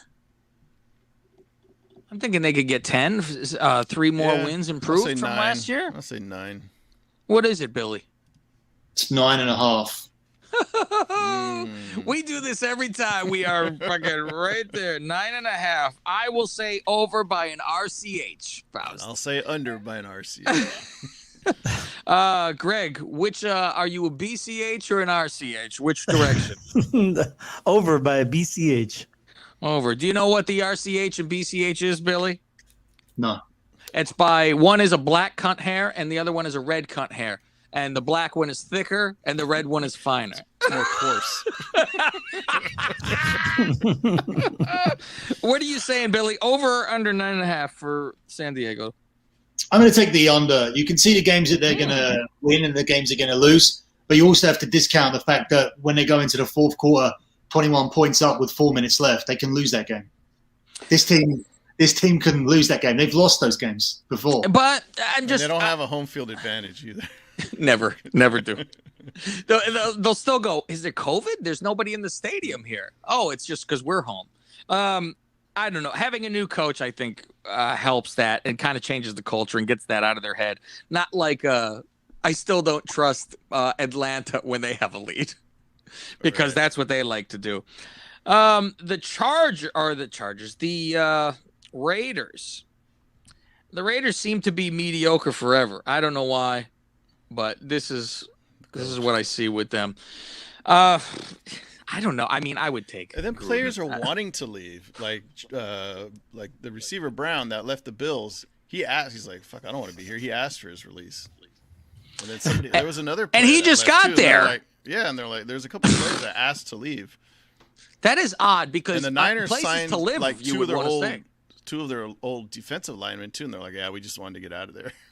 That's a very bad. That's bad shit. There's bad vibes. I hear from the local media still follows the Raiders, and there's a lot of bad vibes. Read the schedule off for the Vegas. For the Las Vegas /Oakland/LA Raiders, Ravens. That's that Monday night game. At Steelers, Dolphins, at Chargers, Bears, at Broncos, Eagles, at Giants, Chiefs, Bengals, at Dallas, football team, at Chiefs, at Browns, Broncos, at Colts, and then Chargers at home. I'm stretching it to 9. One better than they Not had many. last year. I counted 5. I say the same, but they lose the next game. I go 8 and You 9. know what's funny is I always go, the people I constantly give the wins to, this means Denver will never have a win. And neither will the Giants. It's like you or the always go, Bengals. well, there's the one. There's the one. I'm like, I'll take that one over there. What's the over-under, Billy? 8.5. Boy, oh boy, man. I'll have faith in this fucking horrible team and give them a win over that. So We're always coming up near either side of the total, except for when it's the really bad teams like Cincinnati, Jets, Cincinnati, Texans. You feel like they've been given too much. There is an element, obviously, of any given Sunday, and they always say, no matter how good a fucking college team is, even if it's Alabama, they wouldn't beat one team in the NFL. They wouldn't. If Alabama played I can't Houston, believe that though. if Alabama I really can't. Houston tomorrow, like Houston would pound them. I don't know how that's possible because I'm like, I don't see Alabama losing to Detroit. I don't.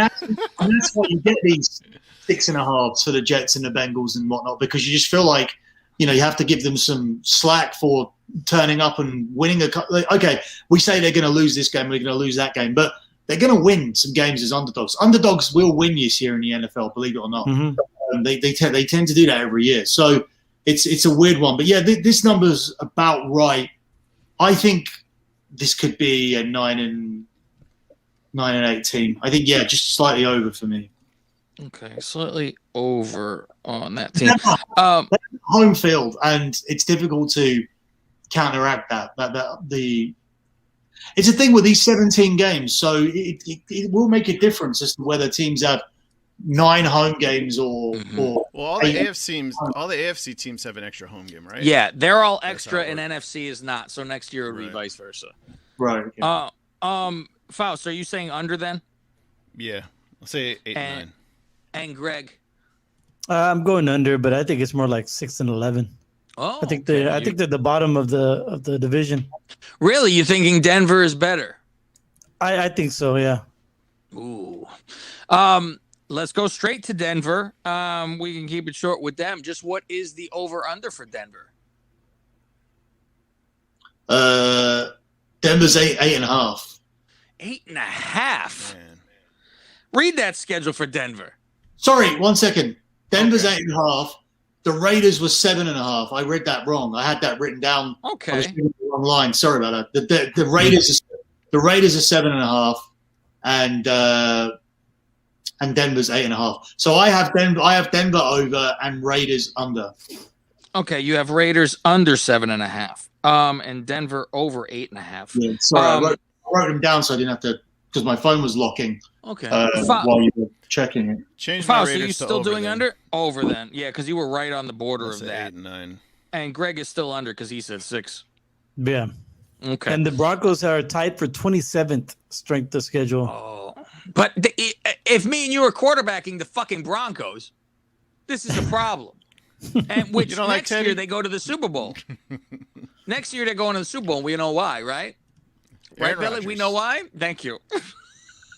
Yeah, so that's why when I was talking about the home field with their home field advantage, I wasn't talking about the Raiders.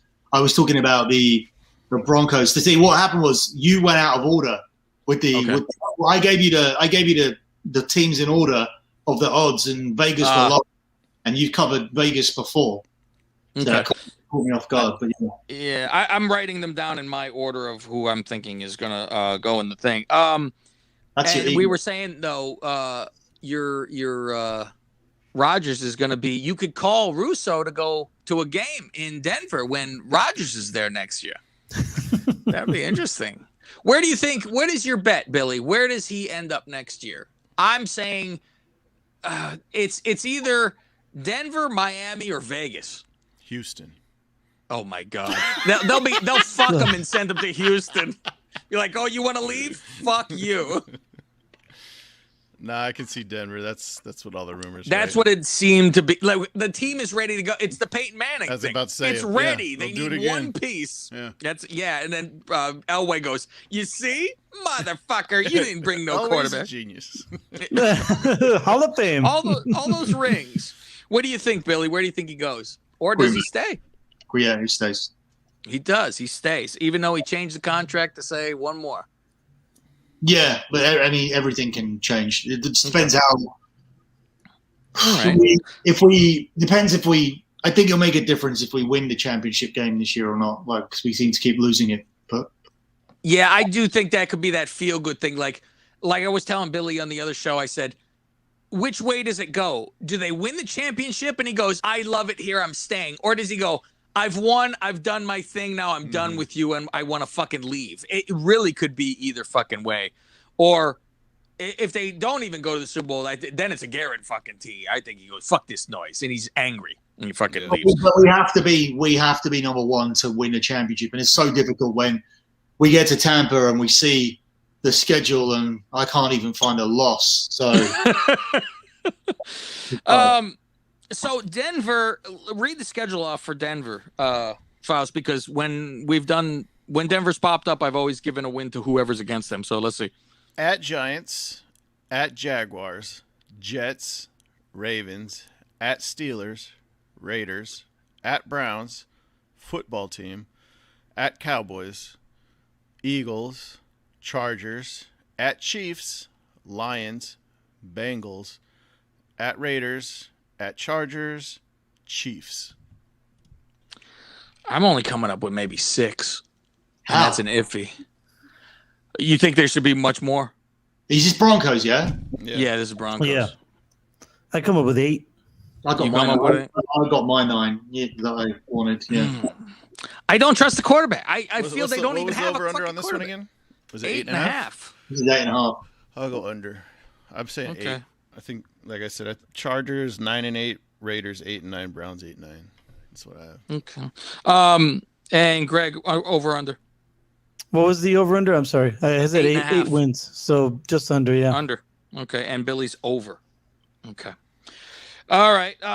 Now I have a talk about Madden curse because Mahomes was on the cover of Madden this year, as well as that handsome devil Tom. So this is what was said last year about who was on the cover and what was happening for him. I expect the Madden curse to return in great form, even though Mr. Mahomes broke that curse. He fucking broke that curse, man. Smashed it. He did. And smashed it right over the fucking 49ers' heads. Ah, Do I tell a lie, Greg? it just still kind of hurts. Too soon. There you go. Too soon. Too soon. All right. Let us go to the NFC. And we'll start with the NFC East. What is the order for you, Billy? Just bring it up. Cowboys are first, but I'm just trying to get the odds. Okay, Cowboys plus 120. Washington football team plus 250. Giants plus 550. Sorry, Giants plus 450. Eagles plus 500. Okay. All right. I'm going to go out of order because I see the division. I love the odds to pick Washington to win this division and get some money back. Great. Now all of a sudden they have a fucking great defense. Yeah, defense and is really good. Chico is the fucking coach over there, and now They have a better Fitz is quarterback, better, yeah. by far better quarterback than what the fuck they had. I mean, they had Alex they had Smith. they had Alex Smith. Heineken. Yeah, Heineken in the playoffs. Yeah, fucking he almost beat Like, Tom. out of He was the nowhere. closest one to fucking do anything. And Well, we speaking- were robbed by pass interference because we should have been in the Super Bowl. You were robbed by your coach going for a field goal when you were down fucking 8. That's what the fuck you were down. Now, here is something that was talked about the Redskins last year. Redskins. About Faust and his best friend. They went 3-13 last year. I think they'll be drastically improved, going 4-12. I think Haskins is I was horrible. debating between 4 and 5. Yeah. Haskins, I think, is terrible. It'll be a nice feel-good story. You get Alex Smith in there who will break his other leg. And then it'll be a real fucking... Hey, you're not on the Niners. What do you care? Just because you're his best friend from the mall, Faust, when you met him. He met Billy. He met him fucking Christmas shopping. He tells this story every day. My friend fucking... you would think... tell him more than I do. He You would have thought you met him the way you tell him. I was thinking that fucking Faust was like Derek Montilla saying how he texted his good friend, fucking Alex Smith. Your good friend over there. And I popped champagne when he played his first game when he returned. Just like when Tear. Drew won the Rumble. In my eye. Wait, did Derek pop the champagne when he won the Rumble or when he won the title? It was the Rumble. I believe it was the Rumble. They fucking had champagne. Remember that, Billy? Holy God. He's sitting there crying with the group of friends. I'm like, oh my God. He's texting. I texted him. He was at Raw, and I texted him, and he replied after a Brock beat him up. Fucking idiot. Fucking moron. Big ass piece of shit. Big ass piece of shit. And here's Billy on the Redskins as well. So let's get to that one. Okay. Here we go. The over-under for these guys is 5 at the moment, but it's slightly leaning towards the under. I have them at 1-15. Woo! Oofa. Oofa! Oofa! So if you look through their schedule, you may get to something similar. Okay, well, they won the division, but with 2 wins, they won the division. This is what happened that last fucking year. That was I a forgot piss they poor were division. 7-9 and won the division. Yeah, at home field. Fucking come on in, Tampa Bay, who's won 11. Come on in, we'll fucking host you. Okay, I do like the odds for Washington here. What is the strength for Washington, Greg? Strength is they're tied for 15th, so basically right in the middle. Okay. 0.504 winning percentage. And what is their schedule? Chargers, Giants, at Bills, at Falcons, Saints, Chiefs, at Packers, at Broncos, Buccaneers, at Panthers, Seahawks, at Raiders, Cowboys, at Eagles, at Cowboys, Eagles, at Giants. Do you see 10 in there? I count 9. I said 9. Yeah. I'm like, okay. What is the over/under for Washington?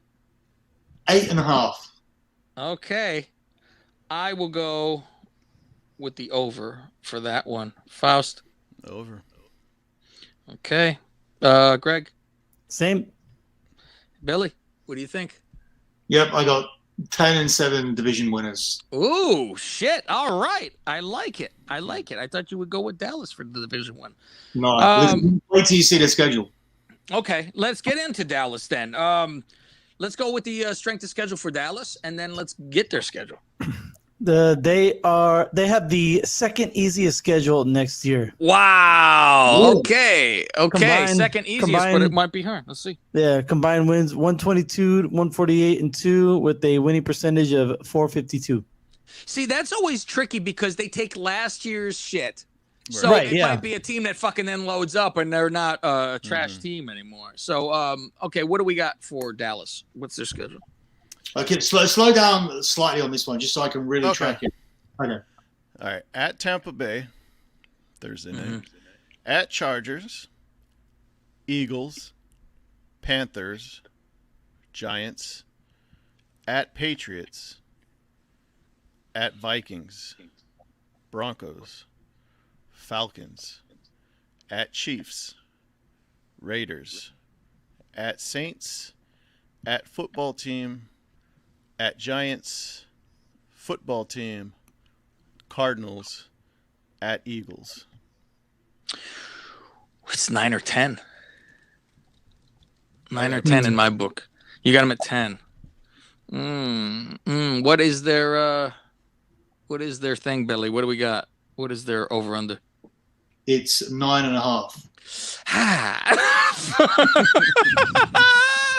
Oh man, I said 9 or 10. That's well, okay. You know what? I'll say 9 wins only. Also because but only because you have Washington, right? How is that the second easiest? That doesn't. How does that? That doesn't. That. Yeah, when you got It's not Kansas easy. City and Tampa Bay in there, but then you got Atlanta. I think they're counting their own Patriots. division being trash too. Yeah. Giants, But I'm Patriots, thinking they're Panthers. splitting a lot. Like they'll split with Washington. Yeah. They're probably split with the Eagles. I think they beat fucking New York. But your own division always plays you harder than anybody else. I gave them 2 against the Eagles and 2 against New York, and even one of the Redskins football team games, and I still got them at 9. So. All right, so I'll say under. So I think they'll get to 9, and I think Dak will not be, obviously, like we said, be himself because he'll be a little fucking nervous running around and afraid of his legs being grabbed for a while. What do you say, Faust? Over. Greg I say under. and Billy, you're going under as well. I'm going under, but Okay. if they can defend this year, they could very easily have 11 wins, and they could easily be the best team in this division because, you know, if their offense is going to score points, and if they stop conceding so many, then then they'll win this division. They've got the best weapons to win. Okay. Yeah, it's like they should always win because you guys all had them. A lot of the hell, it was Greg had them San Francisco versus Dallas in the championship game last year. I mean, all things go out the window. The quarterback's fucking gone. What are you gonna fucking do? Both teams, the quarterback's fucking gone. And everybody had them winning division last year, of course. So, Philly, until Hurts proves something, that's a difficult thing for me too. That's what's going to be an issue. They had 4 wins last year. What's their strength? They have the easiest schedule this year. They have the easiest. They only played 3 games above 500. That were above 500 last year. Excuse me. Wow. Oh, and what's the schedule then? Well, one of them's the Niners. So at Falcons. Sorry, who are we doing? We're doing New York. This now. is Philly. This is Philly. You're out. Okay, you're doing it out of order again. Yeah. Okay. It's Cavs order. This is the order I have them finishing in. That's where I go. Yeah, you have them finishing. You're supposed to do it in the betting order. No.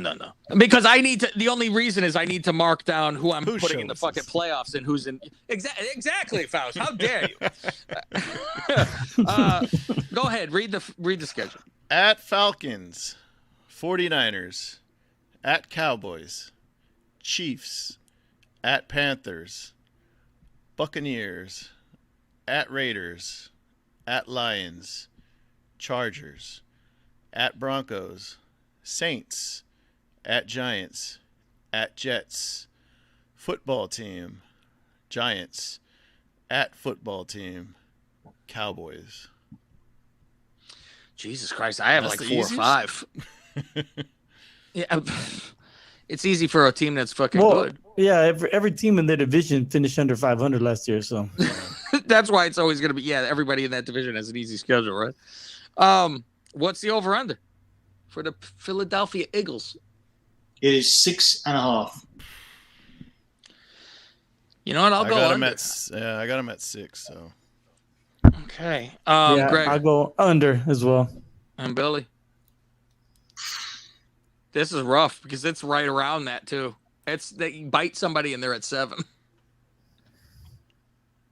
I think what will happen here is that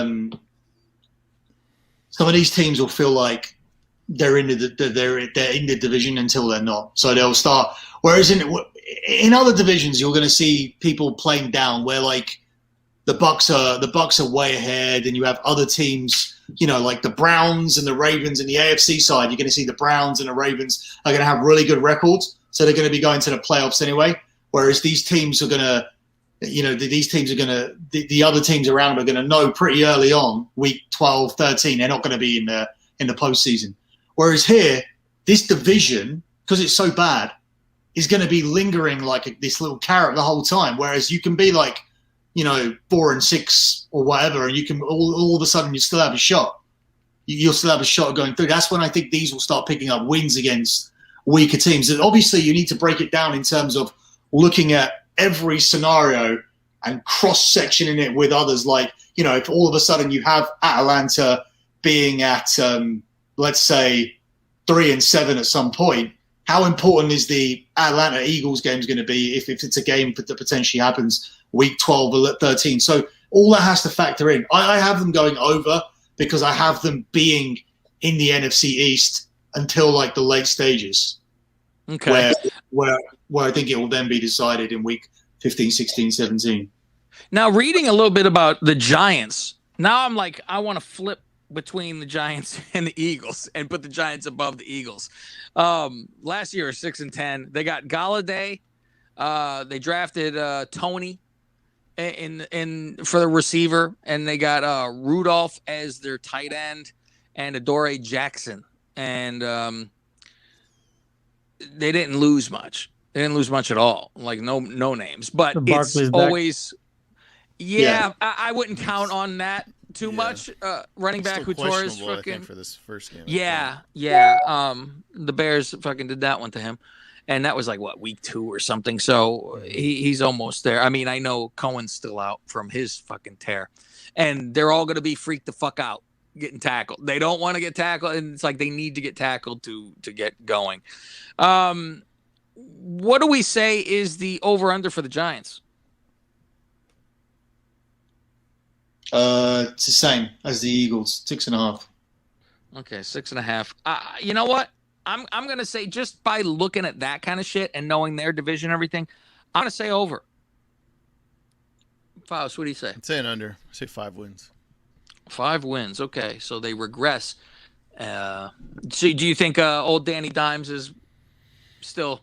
I mean, I don't trust him. I don't think trust him at all. Yeah. No, not at all. Then Barkley gets hurt again, then forget it. Greg, the backup is. At least they had a decent backup last year with Gallman, but Barkley being out, that really affects that 6.5. If he's healthy, they got from Galladay day one, I you think go, okay. He's banged up too.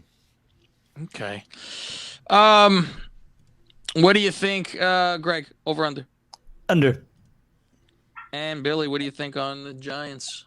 Yeah, same theory. I think I'm going to go over. I think his division is won by 2 games difference between top and bottom, 2-3 games max. So yeah, I think where you get a 10-win team at the top and a 7-win team at the bottom. That's why I think it'll be tight like that, and that's the whole reason why everybody will play hard until the end.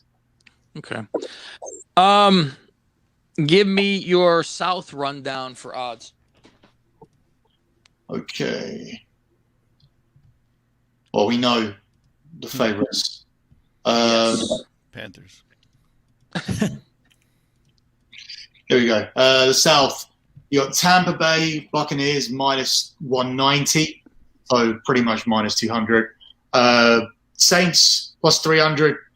Falcons plus 800. And the Panthers are plus 1,100.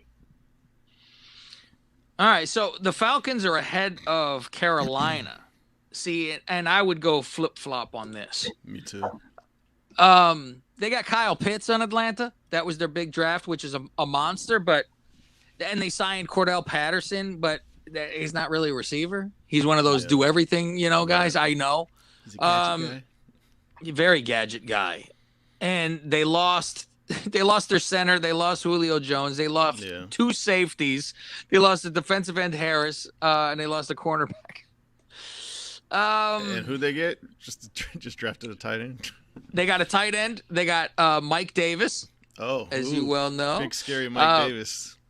Harmon as a safety, and like I said, Cordell Patterson. It's not. I don't. Shit, I'll go with them first because they're last on my list for the odds. Sorry to put you out of order here, Billy, but what are the? And they got a new coach too. That'll probably help at least. They won't lose the last second, but they won't have the lead either. Yeah, I was about to say they might take a couple games to get going in his new system. You got Panthers first in this division. No. I have Panthers over Atlanta. I have Atlanta dead last. That's why I'm just. We were just talking about Atlanta, so I figured we go there first. Mm-hmm. So what is their over under for Atlanta? 7.5. Oh fuck, they're under that. How the hell do they go from 4 wins and they put them to 7.5 when everybody left? Say they do 4 again. Very much so. Yeah. Read their schedule.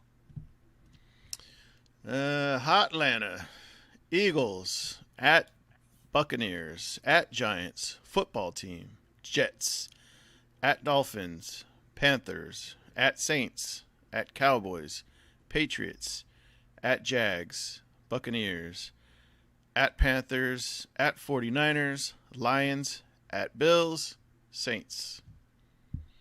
Maybe 4? Maybe. Fuck. I don't even. When they were one of those ones that I always counted for the other teams too when it was time to do that. I'm going under. Faust, you're going under. And Greg? What's the over-under again? I'm sorry. 7.5. 7, yeah, 6. I say 6 6 under. even. I'm shocked. So you improved from last year after all that. And Billy, do you think this is a fucking easy one too? I got 6 and 11. Yeah. Okay, so you're going under. We'll start at the top again. Tampa Bay, we were talking about. I'll let Billy go on with this one because we were talking about there's no they could go undefeated. So yeah, there's a side bet that's available in some places, and it's the last team to lose a game this season. And I like Tampa Bay at plus 600 to be the final team to lose because I'm really struggling to find any loss in the schedule. They would have to have a real off day or turn up somewhere where a team is just really good. Obviously, they'll have a loss. Maybe week 3 it's at Rams. That's the one. If the Rams defense is the same as last year and Stafford hits the ground running, but that's the loss that I identified. The other scenario where they start losing games is where they don't protect the 14-0 or 15-0 and start thinking about the playoffs already. We always say that's a mistake because then you're having players not playing for like 2-3 weeks, and then you come in rusty at that number 1 seed. So yeah, I don't like teams doing that. So maybe they won't. But yeah, other than that, I can't see more than 2 losses here. And I think putting them together in a parlay with the Chiefs to win their divisions is a really easy way to invest your money. And I don't usually use that term because it sounds like, I always try and emphasize the risks of gambling and say, look, it's gambling. Gambling means you can lose.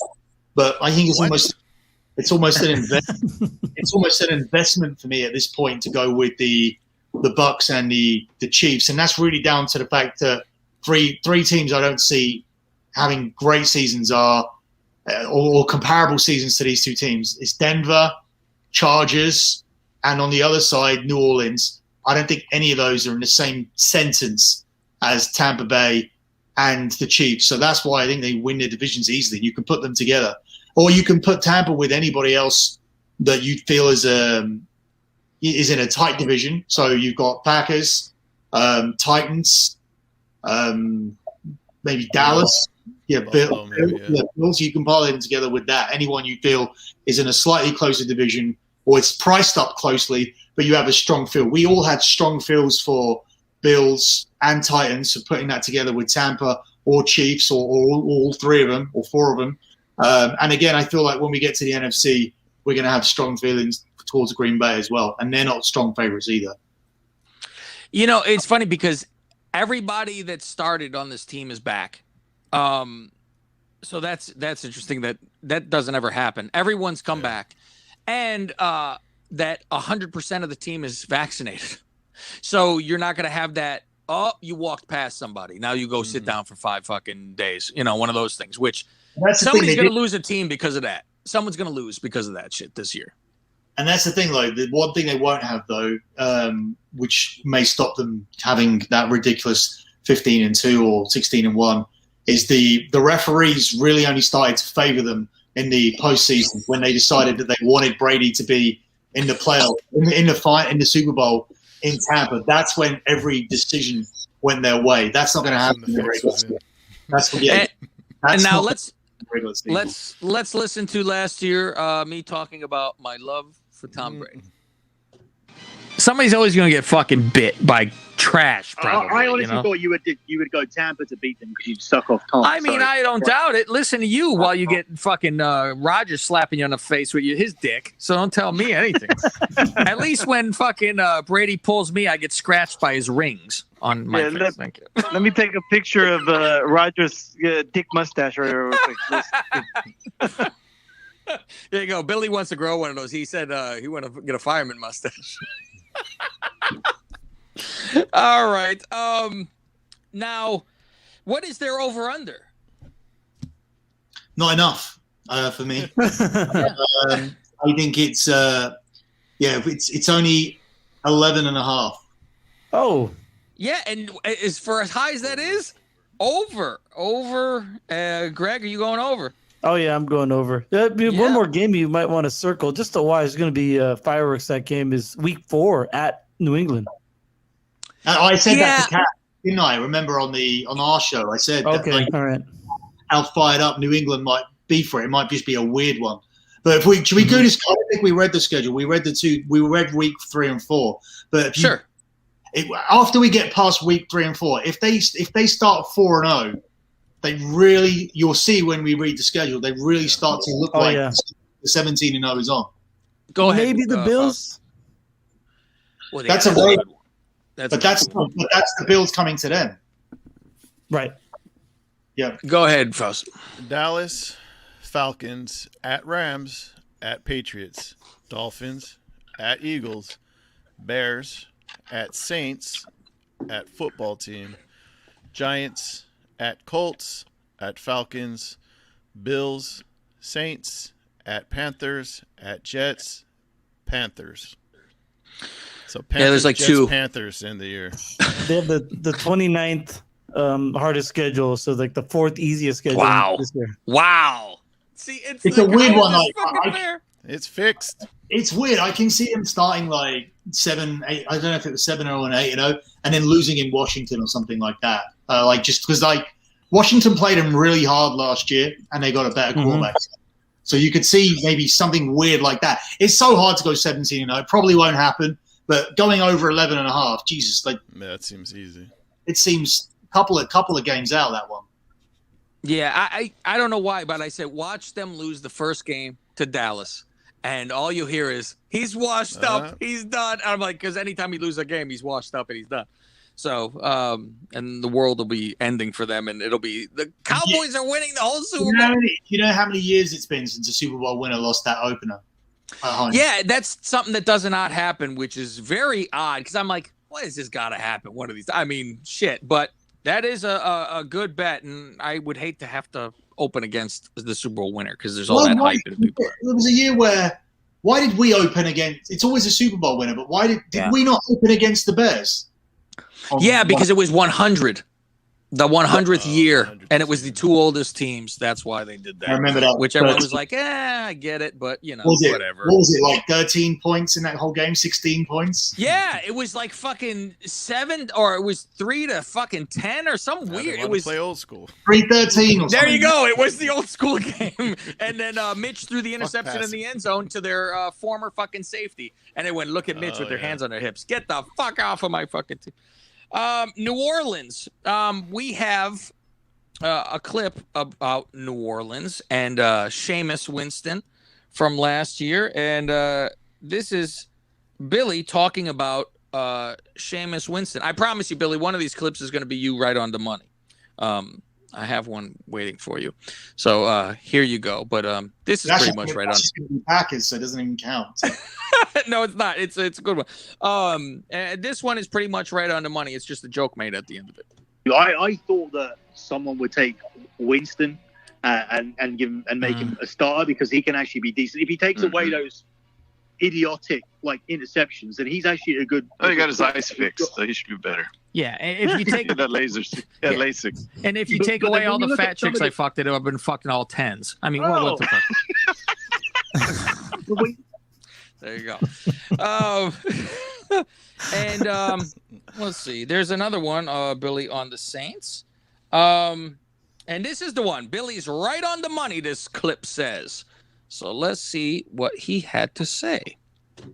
I think people, how people overreact. I think there's a feeling among casual people that he's finished from what we saw last year. And this is kind of a retirement home for him. But I don't agree with that when you look at all of the shit that they built around him, all of the other weapons and everything that the Bucs have got. This team are legitimately going for it this year. And as I said, looking at the schedules, I think that the Saints and the Bucs are the top two in this division. And as far as I'm concerned, they're already in the playoffs, especially when you're looking at that new playoff system with the additional couple of teams as well. So I think they're definitely going to beat it. But I don't think that's it's funny because I don't think any of them will be the number one seed just simply because they have to play against each other and whatnot. It'd be interesting to see who the number one seed is coming out of the NFC. I think on the AFC side, it's going to be the Chiefs. But on the NFC side, I really can't decide who the number one is. Interesting, since wasn't the number one. It was the Packers, yeah. Yes. He was down on the Packers last year, though. He wasn't bandwagon jumping on that. He was like, I don't know. Which, I remember there was something about the Packers where it was like they weren't supposed to be as good as they were, but Rodgers was MVP that year, so that's what happened. Right on the money. With the Saints, what is let's see, what's the strength of schedule, and then we'll go to the schedule. Strength of schedule, they have the 22nd hardest schedule this season. Opponents combined total of 131, 140, and 1 with the winning percentage of 483. Schedule. Packers, at Panthers, at Patriots, Giants, at football team, at Seattle, Buccaneers, Falcons, at Titans, at Eagles, Bills, Cowboys, at Jets, at Buccaneers, Dolphins, Panthers, at Falcons. Maybe 8, perhaps. I'm not jumping up and down with them. This I'll Seamus say is 10. a proof. Show me again. Oh, you're going 10, for 10. huh? Woo! Wow. What do we got, Billy? Well, for the actual number, Yeah, over under for the New Orleans. the actual number is 9. 9. All right, I'm going under 9. Fausti's going to 10 wins, so pretty much Doesn't- right on the money. Where I does it said matter 8, you they're- said 10. They're opening the season in Jacksonville. Yeah, I think that. I mean, I don't think it matters because they're playing the Packers, so I think they would lose wherever they were at anyway. So it didn't matter to me. What are you saying, over under, Greg? I'm gonna say under. Or push? Okay, under. And Billy, what are you thinking? Think Yeah, it's I gonna be a got push. No, I got them slightly under. I think 8 and 9. 8 and 9. I had them at 8, but then I gave them, with that, it was very chalky. I gave them all the games they're going to be a favorite, and I had them losing all the games they're going to be an underdog. So I just evened out. Okay. Last one in this division is the Carolina Panthers. They lost Curtis Samuel. They lost their Mike Davis, Teddy Bridgewater, but then they ended up getting Sam Darnold. They got an offensive lineman. They got a corner. They lost a guard, but they got the offensive tackle instead. So what do we think about the Carolina Panthers? I think last year they were 5-11. I think having this quarterback, and as long as they could semi-fix him because he's been, infected by the Jets, that's going to be an issue. Gangrene. True life. What is their strength? 26th overall combined record, 128, 143, and 1 with a winning percentage of 472. And their schedule? Jets, Saints, at Texans, at Cowboys, Eagles, Vikings, at Giants, at Falcons, Patriots, at Cardinals, football team, at Dolphins, Falcons, at Bills, Buccaneers, at Saints, at Buccaneers. That's a rough way to end the season. No, thanks for coming. I'm saying 5 or 6 in here. What's the over-under, Billy? This is a weird division. We said we got Falcons at 7.5, New Orleans at 9, and then you got Carolina at 7.5 as well. Like, it's going to be very tight between these lower 3 teams. I don't think it will be. I mean, you said you had Panthers ahead of Falcons. Yeah. I don't know if I agree with that because I didn't get anywhere near 7.5 for the Panthers schedule when we just went through it. I'm between 5 and 6, so Me too. Yeah, But what did we say? I said like Atlanta would have 4 or 5 to 2.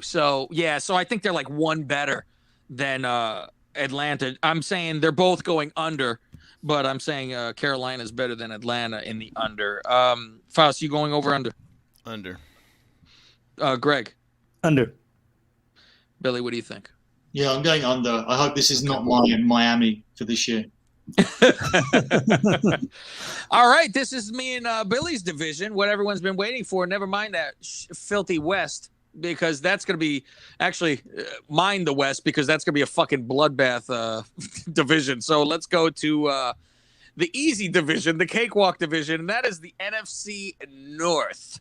What is the rundown there, Billy boy?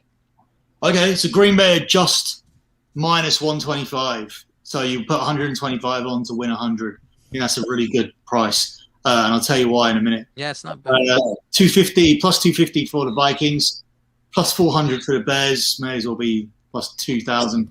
And it is motherfucker. Enjoy your last year. Enjoy it.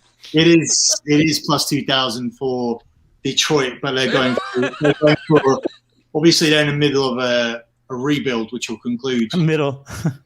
Yeah. 1956. They've been rebuilding. I'll be dead when they finish it. So. I want to take them over in Madden just to make them fucking good. Go, look at this. Oh my God, Detroit's. They never even made the graphic, Faust, for when you win Super Bowl with Detroit. They didn't bother. I go, fuck, there's nothing there. They go, this ain't going to happen. The game freezes. God.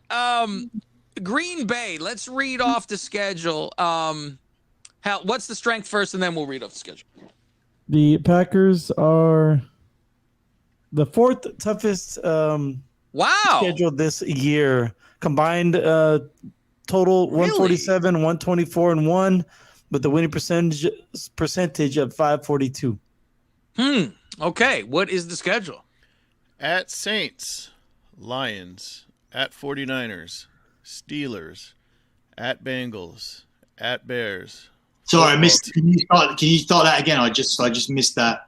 I was looking for some data on the Vikings. Yeah, no worries. All right, week 1, at Saints, Lions, at 49ers, Steelers, at Bengals, at Bears, football team, at Cardinals, at Chiefs, Seahawks, at Vikings, Rams, Bears, at Ravens, Browns, Vikings, at Lions. I'm getting 11 or 12. I'm saying 11. 11-6. What do you think, Billy? What do you think? I got 17. I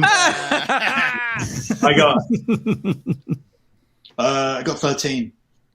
13. Do you think they beat the 49ers? In San Francisco? No. Is it? Santa Clara. Yes. Well, yeah. Thank you, Faust. Yeah. So you don't have them beating them, no. No, that was the first one I didn't put my finger on. Yeah. I didn't count on my fingers. Do they split Minnesota? No. They sweep Minnesota. Yeah. Okay. That's why I usually have them splitting. Like that. Who else? At Chiefs. I got 6-0 in division. I had a loss against the Chiefs. I had a loss against San Francisco. At Ravens. Loss. Mm. Seattle was iffy, but are they at Seattle or at home? No, we're at home. We always beat them at home. Yeah. And I'm like, after last year, I'm like, it's all Wilson. Like it was him and Metcalf. That was it. I was like, fuck. What else we got over here? I had 3 home losses. I had 3 road losses, and I added a home loss just because. Just everybody added in, yeah. Everybody does. Okay. What's the over under for them? The over under for us is 10.5. Oh, I go over. Oh, sorry, it's 11. It's 10.5 with the juice added, but it's 11 if you want it 50-50. So what does the official thing say? It was 10.5 at the beginning, but people have been betting on the over, so moved to 11. But it just sits there on 10.5. But the odds get worse. So what's happening is you need to then find the alternative line to make it 50-50, which is what I've done for you guys throughout. Because I'm looking at it, you can see like where people have bet certain things. Like you can see, I don't know if you can see or not. Yeah. But if you look at like, say for example, Ravens, that 11.5 has been bet to the under. Okay. So that's why I changed it to 11 instead of 11.5. It started to 11.5. People have jumped on the under, so that's why now it's at 11. Whereas in Packers' case, people have jumped on the over 10.5, so now you're getting at 11. Oh man, if it was at 10.5, it's a lot easier. I'll still say over because I'll say it gets to 12, but fuck, that. But hurts. If you take 11 and if you take over 10 and over 11, and you do actually hit exactly 11, it's not a loss for you. It's just a refund. So, yeah, because I'm thinking, it might be just that fucking 11, but I'll go with over. Faust, push. Okay, Greg. Yeah, I'll take the push this time. Okay, and Billy, you're going over.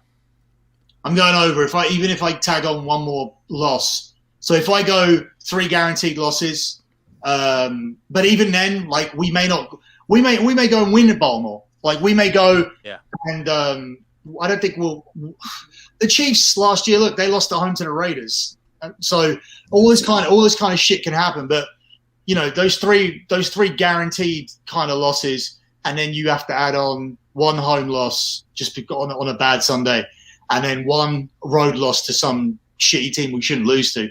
It still gets us to 12. Do you think there's any chance with the friction with Rodgers and the team that, like, say they have like a upset loss and like he gets some heat and he just kind of says "fuck this" and just kind of like.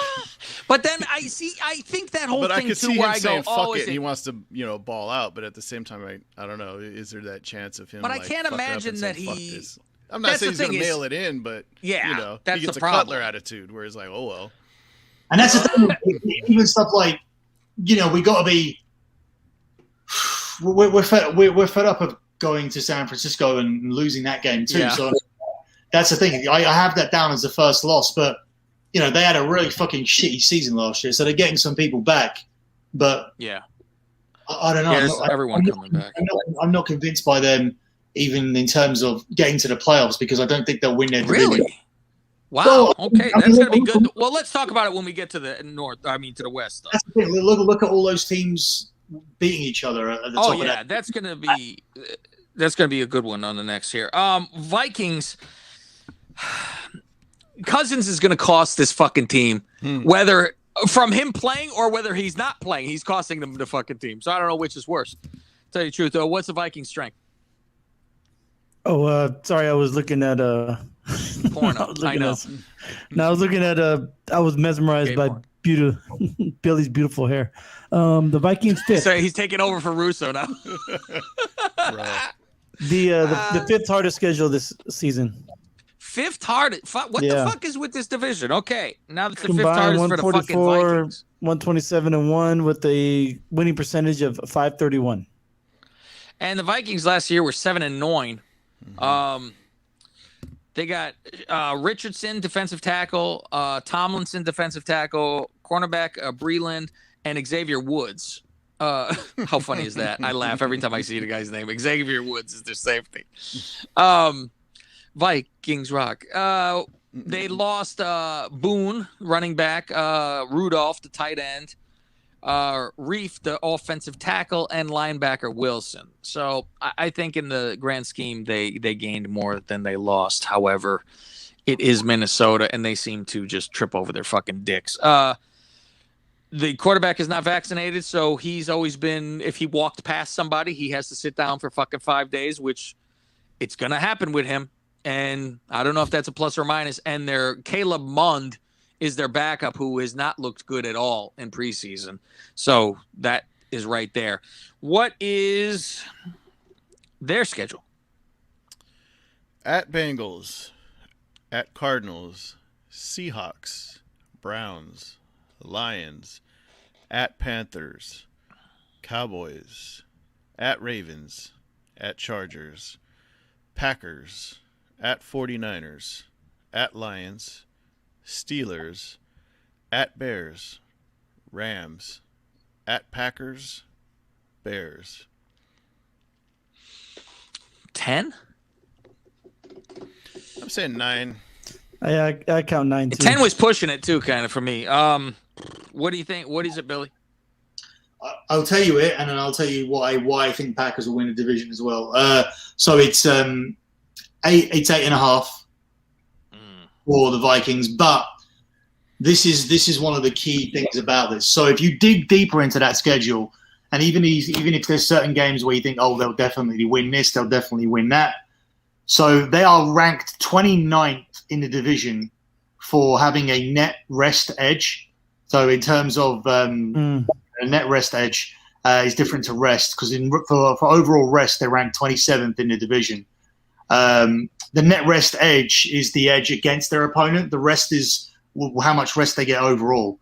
For preparation, they're ranked 28th. For short week road games, they're ranked number 1. For games off the road on Sunday Night Football or Monday Night Football, they're ranked 25th. And for having their bye negated, they're ranked 24th. They play 5 games versus an opponent who have more rest than them. So they've been fucked here by the schedule. And even their bye week, the negated bye where they're ranked 24th.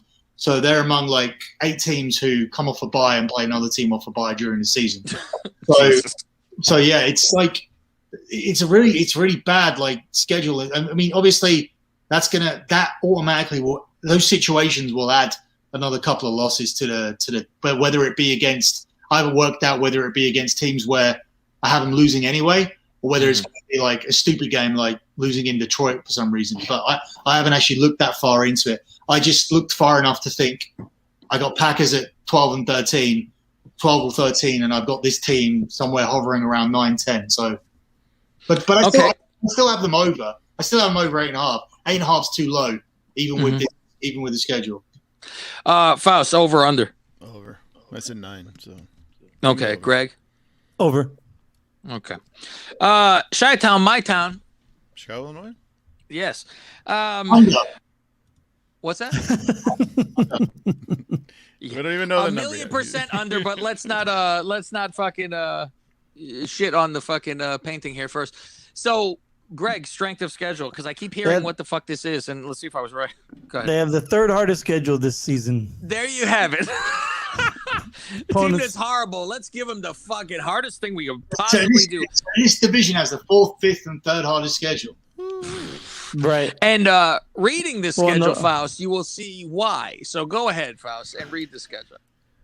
At Rams, Bengals, at Browns, Lions, at Raiders, Packers, at Buccaneers, 49ers, at Steelers, Ravens, at Lions, Cardinals, at Packers, Vikings, at Seahawks, Giants, at Vikings. I have them making 4 for sure. 4 for sure. A 5th if they bite somebody. And I was like, maybe they bite Arizona, maybe they bite Pittsburgh, or maybe they bite the Raiders.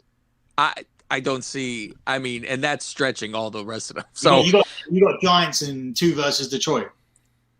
Yes, I got 2 for the Detroit. I got Cincinnati, and I have the Giants. Those are the 4 for sure. So, and I don't mind because I want the coach and GM fired. So I wanted this last year, and they didn't fire anybody. So I'm like, okay, well, when you don't expect anything, it's a lot easier to watch a loss. You don't get aggravated where you're like, you fucking could win. It's a fucking 4-year system, apparently, that Nagy said. Oh, it takes 4 years to learn. Fuck off on my fucking team. Great head coach. I take him as a head coach. Head coach. Play calling, the fuck off. The worst. Is he the calling worst. again this year? Didn't he hand it over last year? Yes, of course he is. He handed it off and then took it back. After they won. I'm like, this is the play toy. Because you want to play, you want to be the offensive coordinator. You don't want to fucking, it's the fun part. He does the trickery shit. They need 1 yard. They will run 7 to get the 1 yard, which is, how about you hand off and just push the pile? That's not fun. I need to do zigzag nig-nog to fucking make this happen. No. What is the over-under, Billy? Because we've talked about this, and I thought it was insane. Well, it's not that anymore. It was 7.5. It's now 7. Oh, they went down a whole fucking half. Okay. Well, I still say, Faust, do you have the paper? It comes with your house. It's the mortgage. I want you to bet your fucking house on this under, because this is ridiculous. 7 unless all of a sudden Wilson gets in there and you go, oh my God, what the fuck is he made chicken salad out of over here, and tries to save Nagy's job. But they're keeping him out for, I would say he's in at best the 5th game.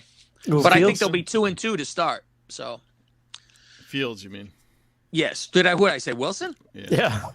Well, I'm still waiting for the Seattle to fucking come on over. Russell, yes, who was supposed to, where he was ranked the 4th best quarterback in Chicago history for considering going to the Bears. Thank you. What do you say, Faust? Under. At first, There I had you him go. at 7, and then after I read Really? the schedule, I went 5. 5. Thank you. I thank you so much, Faust. I was like, well, they were 8-8 last year. Maybe a small step back. Now I'm like, no, we'll go 5. Oh, they don't have Mitch. How could they win any games, Faust? I don't know how this is going to happen. Touche. Greg Under. and Billy, you are going under. How many, Billy, do you think 4 wins too? Is that pretty much what you're on? No, I got 5 and 12. Who is the 5th? Do they bite somebody? I got Detroit twice, Giants, Bengals.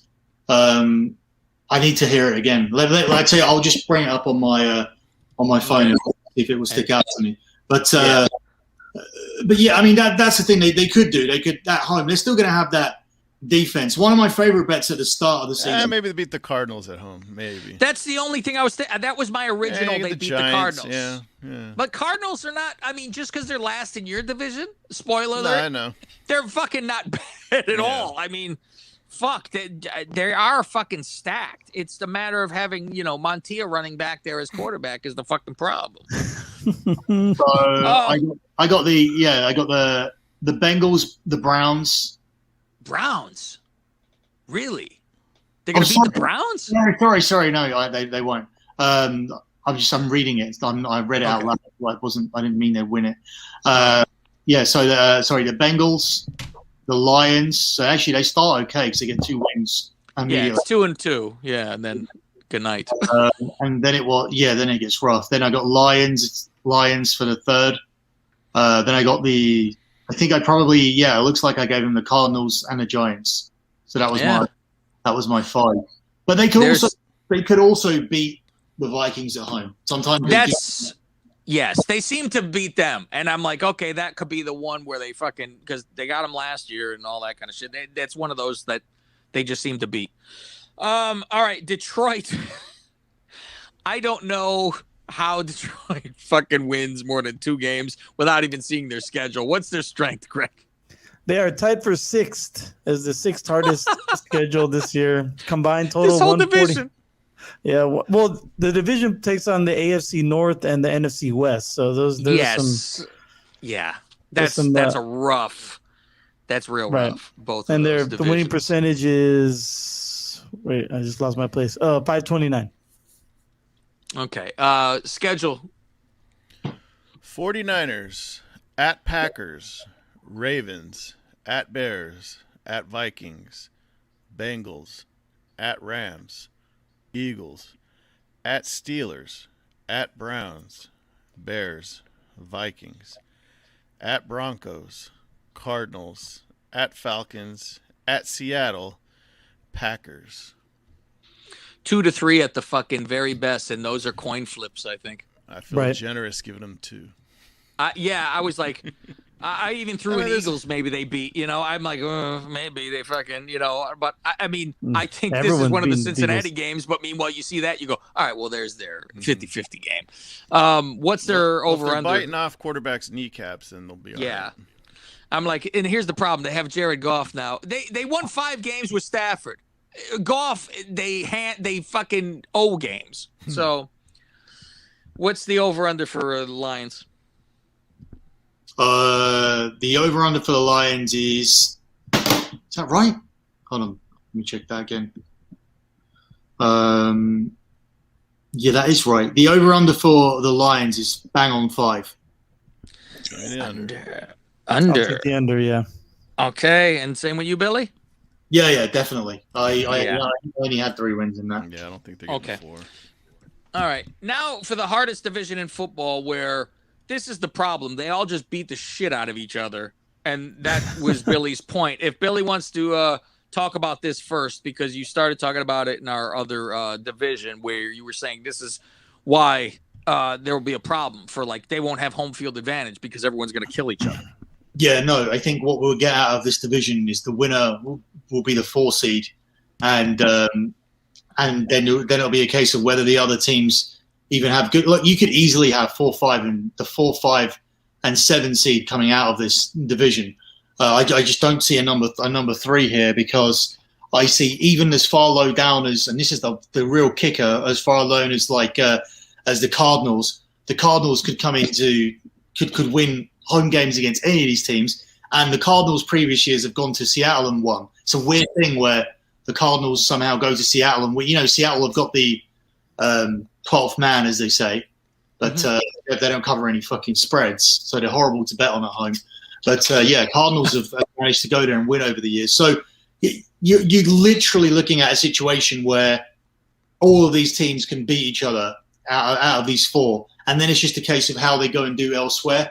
I think the Rams, with their defense being the top scoring defense last year and adding Stafford to it, that for me puts them in a position to take their game onwards and win the division.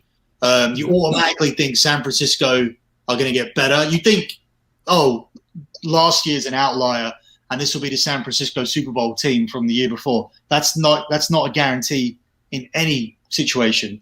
And then the also automatic guarantee is suddenly Seattle are going to go from what their record was last year to get worse to the point where they're a 9-10 win team who come third in this division. That's not a guarantee either. So it's all like up in the air, but I think it all results in a whole bunch of like teams varying between 9 to 11 wins and nobody being a real massive threat in the playoffs unless they can go and win on the road. What is the rundown for this division? Where do people have them ranked? Okay, so it's all really tight here as well. Mm-hmm. You've got San Francisco at plus 175, and then you've got the Rams at plus 180. So it's like $5 difference in the return of 100 for taking one or the other. Then it gets bigger. It's plus 300 for the Seahawks, which for me is just disrespectful. And it's plus 600. It's plus 600 for the Cardinals. Okay. All right. So let's go with the order that Billy said. And what do we say for San Francisco's strength of schedule? They are tied for 19th right now. You cupcake motherfuckers. Opponents are 132, 138, and 2 with a percentage of 489. Okay. And what is we their placed schedule? third. Yeah, we placed third last year, so that's what. Or third or fourth? Third. They were last. No, No, they were Dead last. Well, yeah, so Yes, we get because we get all the Arizona fourth just place missed teams. the playoffs. So yeah, Yeah. there you go. What do we got, Fausti? At Lions, at Eagles, Packers, Seahawks, at Cardinals, Colts, at Bears, Cardinals, Rams, at Jaguars, Vikings, at Seahawks, at Bengals, Falcons, at Titans, Texans, at Rams. I'm saying they split everything in the division. Yeah, Well, that's what I was counting too. you know- all the home games they won, all the away games they you go lose. split right there. You know. What's the over under for them? 10.5, which is very high. How many? I think. 10.5? Mm-hmm. I thought he said Yeah, 7.5 at first. I was like, oh. I'll take the over for that. I counted 11. Yeah. You know what? I would take that too. I don't think it's crazy over, but and like we were saying, this is a matter of everybody beating the shit out of each other. And It's like the opposite problem of the NFC East, where they're all beating each other at the bottom of the fucking barrel. Right. These two teams are beating each other up at the top of the barrel. everyone's even if they're shitty or if they're good. I would think. Does Jimmy Garoppolo make tag team partners with Carson Wentz and the Glass brothers? I don't know. Are they both going to be out quickly? Do you guys trust Trey Lance? You guys watch him? Not full time, but I like the idea of throwing him in there Package. situationally. Right, yeah. So if he gets if Garoppolo is done week 5 or 6, do you think I think you have a good enough coach Done to be able to because he's disguise him even. Yes. Yeah, I think Lance can hand off the ball. It'd be fine. I didn't know Zeke was back there to fucking handle the ball every time. Shit. You got Barry Sanders? No, over there? because Okay. because he's a run threat. He's going to open up the runs. Yes. We saw it in the preseason with the run pass option where teams are like focuses on him running, and then he hands off to Mostert, and he's the fastest running back in the league, and he can swing it outside. Oh, that's funny. Okay. So are you going over or under, Fausti, with 10.5? Go over. Come on. I'm biased. Okay. Well, I don't think that's biased. I would take him to go over. What do you think, Billy? Over or under? No, 10 and 7. I got them under, and that was under. Yeah, and that was almost a 9 as well. So yeah, I don't. The schedule's pretty. I don't think the schedule. We schedule these strengths. It doesn't sound as easy when you read it. Yeah. Okay, so let's go with the Rams. What's their strength? Their strength of schedule is they're up there. They're 10th overall. Okay. Opponents are 140 and 132 with a percentage of 515. Okay.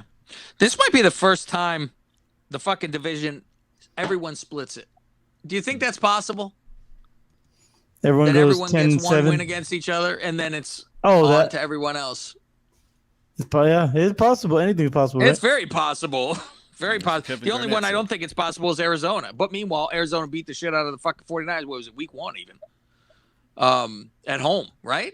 Was that week 1? I don't remember When everyone was what happened healthy. last year. Yeah, you motherfucker, you. All right. What is the schedule for the Rams? Bears at Colts, Buccaneers, Cardinals, at Seahawks, at Giants, Lions, Texans. At Texans, Titans, at 49ers, at Packers, Jaguars, at Cardinals, Seahawks, at Vikings, at Ravens, 49ers. Man, that might get fucking head smoke. What's their over under? Also 10.5. You know what? I'm going with over for them because I actually think they win the division. I think they're so good, and they had Goff, and they were that good.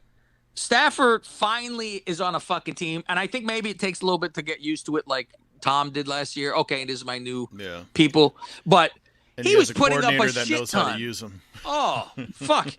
I mean, the amount of points he put up for fucking Detroit. And then no defense. Now he's got a fucking defense. This has to be like heaven for him. Like, oh my God, I don't even have to do anything. I don't have to win the game.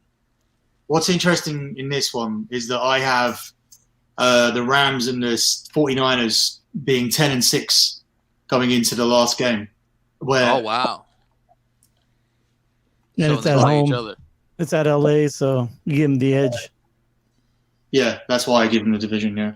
Okay, so you're giving them the division like I am. Okay. Faust, are you saying 49ers win their division or no? I say they both win 11. So who wins the Niners win division? by a tiebreaker. Okay. All right. So over for the Rams too. And what are you saying for Greg? Over as well. Okay, everyone over. Seattle. Boy, Seattle fucking is odd to me that they just win, and I think it's all Russ that just wills them to fucking win practically. Yeah. It's very bizarre because I'm like, I don't see what the fuck they have, but they started like getting their shit together later on in the year. Like they finally gelled up and shit like that. So what do we have for strength for them? I'm looking right now. Hold on. It is right around the Niners. They're tied for 11th, actually. I thought it was closer than that. That's why I couldn't find it. 139, 133 with a percentage of 5-11. Okay. And their schedule. At Colts, Titans, at Vikings, at 49ers, Rams, at Steelers, Saints, Jags, at Packers, Cardinals, at football team, 49ers, at Texans, at Rams, Bears, Lions, at Cardinals. And the over-under, Billy. Yeah, this is a surprising one to me. 9.5. 9.5. I would say over for that too. I got it easy over. So yeah, easy over, huh? And I think they're a massive price to win the division at plus 300 when I have them being on the same number of wins as the Rams. That's a tasty bet. Their schedule Their schedule is much easier. If you look at how they finish, even if they're like 500, then they come through the end. Bears at home, Lions at home, Cardinals on the road on the final game, where the Cardinals probably won't be able to get to the playoffs, and the Seahawks. Yeah, so it's really, and then even before they play the Rams on, so the Rams is before that Bears game, and before that they travel to the Texans, and they've got the 49ers at home. Like, so they can, you got a rough start where they might be like, 3-3 or something, but then they just run through with a very easy, a potential like 5-1 run at the end. Okay. So that makes sense. Greg, over under.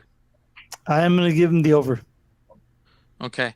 And the last one, and then we're going to do the who's getting in the playoffs and our NFC AFC championship game, and then we're getting into the Super Bowl, and we're gonna let Billy go finally because it's into tomorrow for him.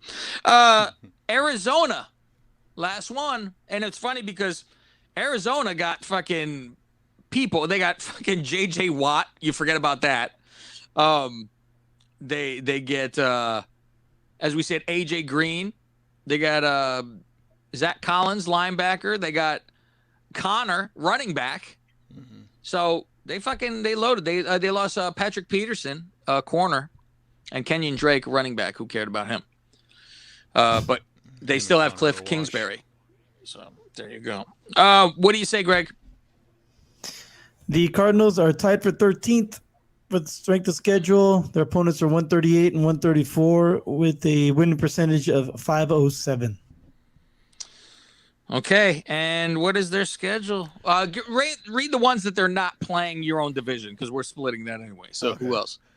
At Titans, Vikings, at Jags, at Browns, Texans, Packers, Panthers, at Chicago, at Lions, Colts, at Dallas, and then all the rest are inner. Okay. All right. 3. Oh, God. What's the over under? Because I have them around 9. It's 8.5. I had him at 8. I say everybody in this division is over. I'm saying, I'm like, Jesus Christ. All right, I have them over because I think I have them at 9. Faust. I'll go under. I'll say 8. Okay. Yeah, I say under as well. Okay. And Billy. Yeah, I got them 7 and 10. Okay, but, under. But some of those losses, I think, come at the end. For example, that home loss against Seattle, I think it just comes because Seattle is still trying to get to the postseason. Okay. One last thing. Greg, on the Seattle one, were you over or under 9.5? Oh, Seattle, I think I said over. Okay, that's what I thought. I just didn't have it all the way through, and I'm like, is that an O or Did you ask me? Oops. I had over. Yeah, you had over. Everybody's had that, yeah. You're going to listen to this here and then be like, oh, I got a sound clip. Okay, so yeah, exactly. Here we go. All right, now let's go AFC. We are going to give our division winners, and then we're going to say the first place team. So overall, that's what we're going to do first here. Okay, Greg and Billy. So my first place team, of course, overall here is I will pick Kansas City. Do you all agree that they're the number 1 seat in the AFC? Yeah. No. Yep. Greg, who are you saying then is number 1? I say Buffalo. Okay, Buffalo. All right. So division winners. Who do you guys have then for your division winners? Obviously, Greg has Buffalo for his East. Yeah. What do you have, Faust, for your East division? Buffalo. Okay. I have Buffalo. And so does Greg. And Billy, do you have Buffalo as well? Yeah. Okay, you have Buffalo.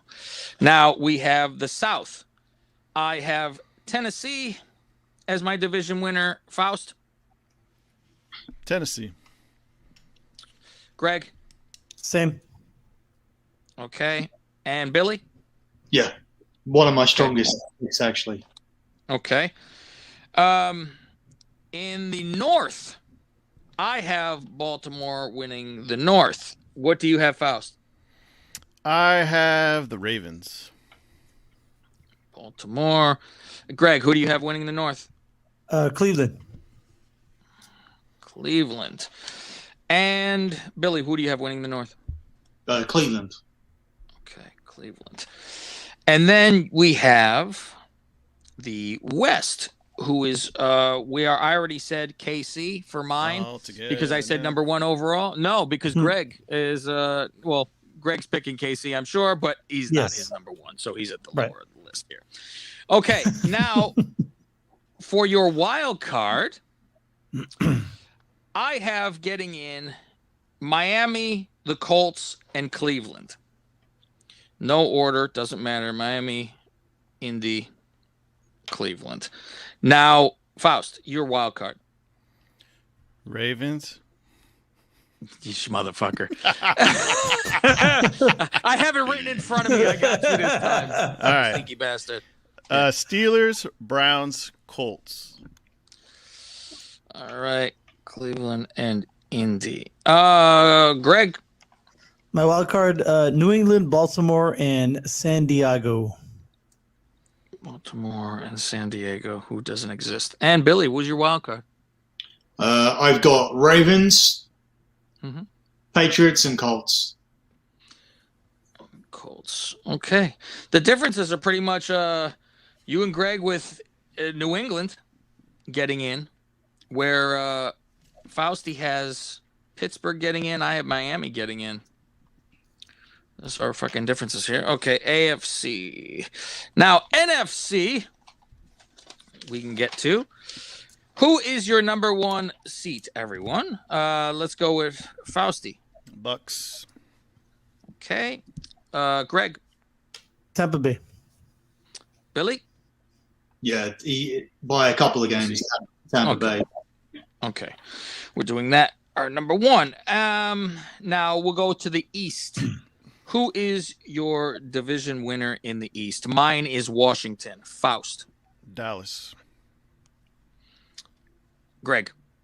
Washington. Billy. Yeah, Washington as well. Okay, good. Now we go to the North. All together now. We're all picking together Green now. Bay. Okay, Green Bay. These are the easy ones where I go, I don't even know why I asked if Tampa should be number one. We all fucking already know.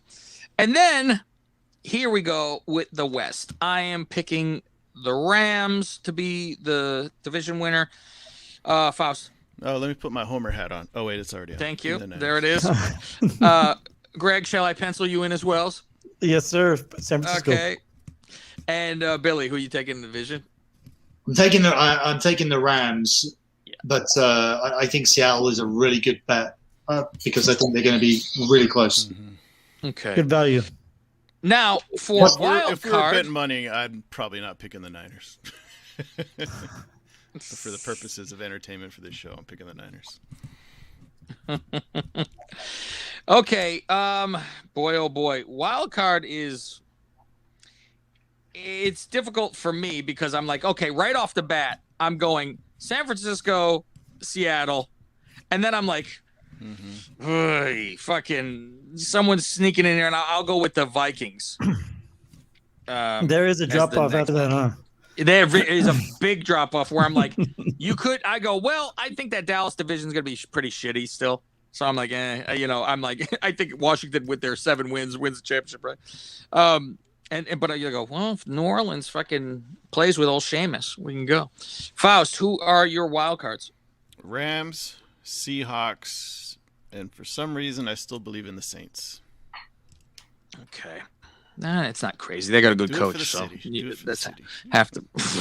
Every fucking year you could say that. They could say, well, for the Bay Area, we could do it for the Fires too. Do it for the Fires. Shit. Yeah. Yeah. Greg. Same as Faust. Seattle, LA, and New Orleans. Okay, I'm very interested to hear Billy's wild cards. Tough that I did all that research and I looked at all that stuff with Minnesota because I was making Packers to win the division, my lock, and trying to find when you take Man United or you take the Packers on your podcasts, you need to actually have real justification. Otherwise, people think that you're like a homer who's really unprofessional at your job. So you have to actually have the data. You mean like Fausti and Greg? Okay, go ahead. Yeah. I'm not on a betting website, so you don't have to. It's weird. One of these teams I have on 9 of New Orleans or the Vikings will get through. I think the Vikings. I just think, I think the Vikings, but immediately eliminated in the playoffs. Okay, so who are your other two? Were you doing San Francisco and Seattle? Yeah. Okay, San Francisco, Seattle, and the Vikings. Yeah, you're exactly the same as what I did. Okay. Now we're going with your AFC Championship game. Faust, Do you want the winner? I want the two teams that are in the championship game. Okay, Kansas City and Baltimore. Okay. I think that's kind of what. Did you pick that last year? Probably. Might have. You might have. Greg.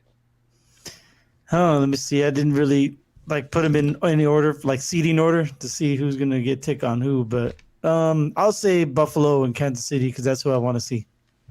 Okay, see Buffalo. Okay, and Billy, who are you thinking? I think via way of upsetting Buffalo in the playoffs. I think Cleveland going to Kansas City. For the technical difficulties that just happened, my pick for the AFC, if it did not come across, was KC and Buffalo. Did you get my KC Cleveland? Yeah. Yes, we got that. That was all on here. So going to the NFC, what do we have, Faust? Who are you saying is NFC? Homeritis. I think this is exactly what I picked last year as well. Tampa Bay and San Francisco. Okay, Tampa Bay, San Francisco. Greg. Same as Faust, San Francisco and Tampa Bay. San Francisco, Tampa Bay, and Billy. I think Green Bay going to Tampa Bay. Okay. I think the 1 and 2 again, because as I said, that division, these teams are good with the Rams, San Francisco, etc. But their home advantage is going to be gone come the second week. They'll have to go. They have to go to Tampa. Say if it's the Rams and San Francisco that do still get through. San Francisco have to go to Green Bay. I think by that point, San Francisco would have beaten Green Bay in the regular season, and then they go to Green Bay in the playoffs, or vice versa. Whatever way around it is, I don't think Green Bay and Tampa get beaten at home. Okay. Should I pick the Bears in fucking Tampa Bay? I guess. Yeah. Why not? I might as well. 4 wins. Well, listen, it's going to be the other fucking team. Tampa Bay and the Rams is what I'm picking this year. Yeah, you can't do it though because all of our teams are good and actually in contention. Listen, I'll have you know that I have nothing to fucking say about that. This is what happened with the NFC pick last year with and listen to Fausti in the fucking background of this. I am taking Tampa, of course, to go over San Francisco. Oh, shit. Shut your mouths, all of you. Cav's like, that meme of the guy walking with his girlfriend and he's turning to look at the girl behind him. He's walking with but the I'm Patriots, always walking with Tom, baby. He's It's walking not with the the team. Bears I'm and he's walking looking with at Tom. Tom. He's walking with the Patriots. And Tom lives. What are now you he's- talking about? I'm looking at he's turning Tom's back ass and the whole looking at time. Yeah, go suck off Joe's dick, okay? There you go. Making fun. Okay. You know what I was about to say. I remember from a year ago. I'm about to say it's not an individual sport. You can't support a person. Is that what I said? You did. Probably. You did say that. You can't just do this. I'm like, I love my Tom. All right. AFC winners to go to the Super Bowl. Faust, Kansas City versus Baltimore. Kansas City. Greg, Kansas City versus Buffalo.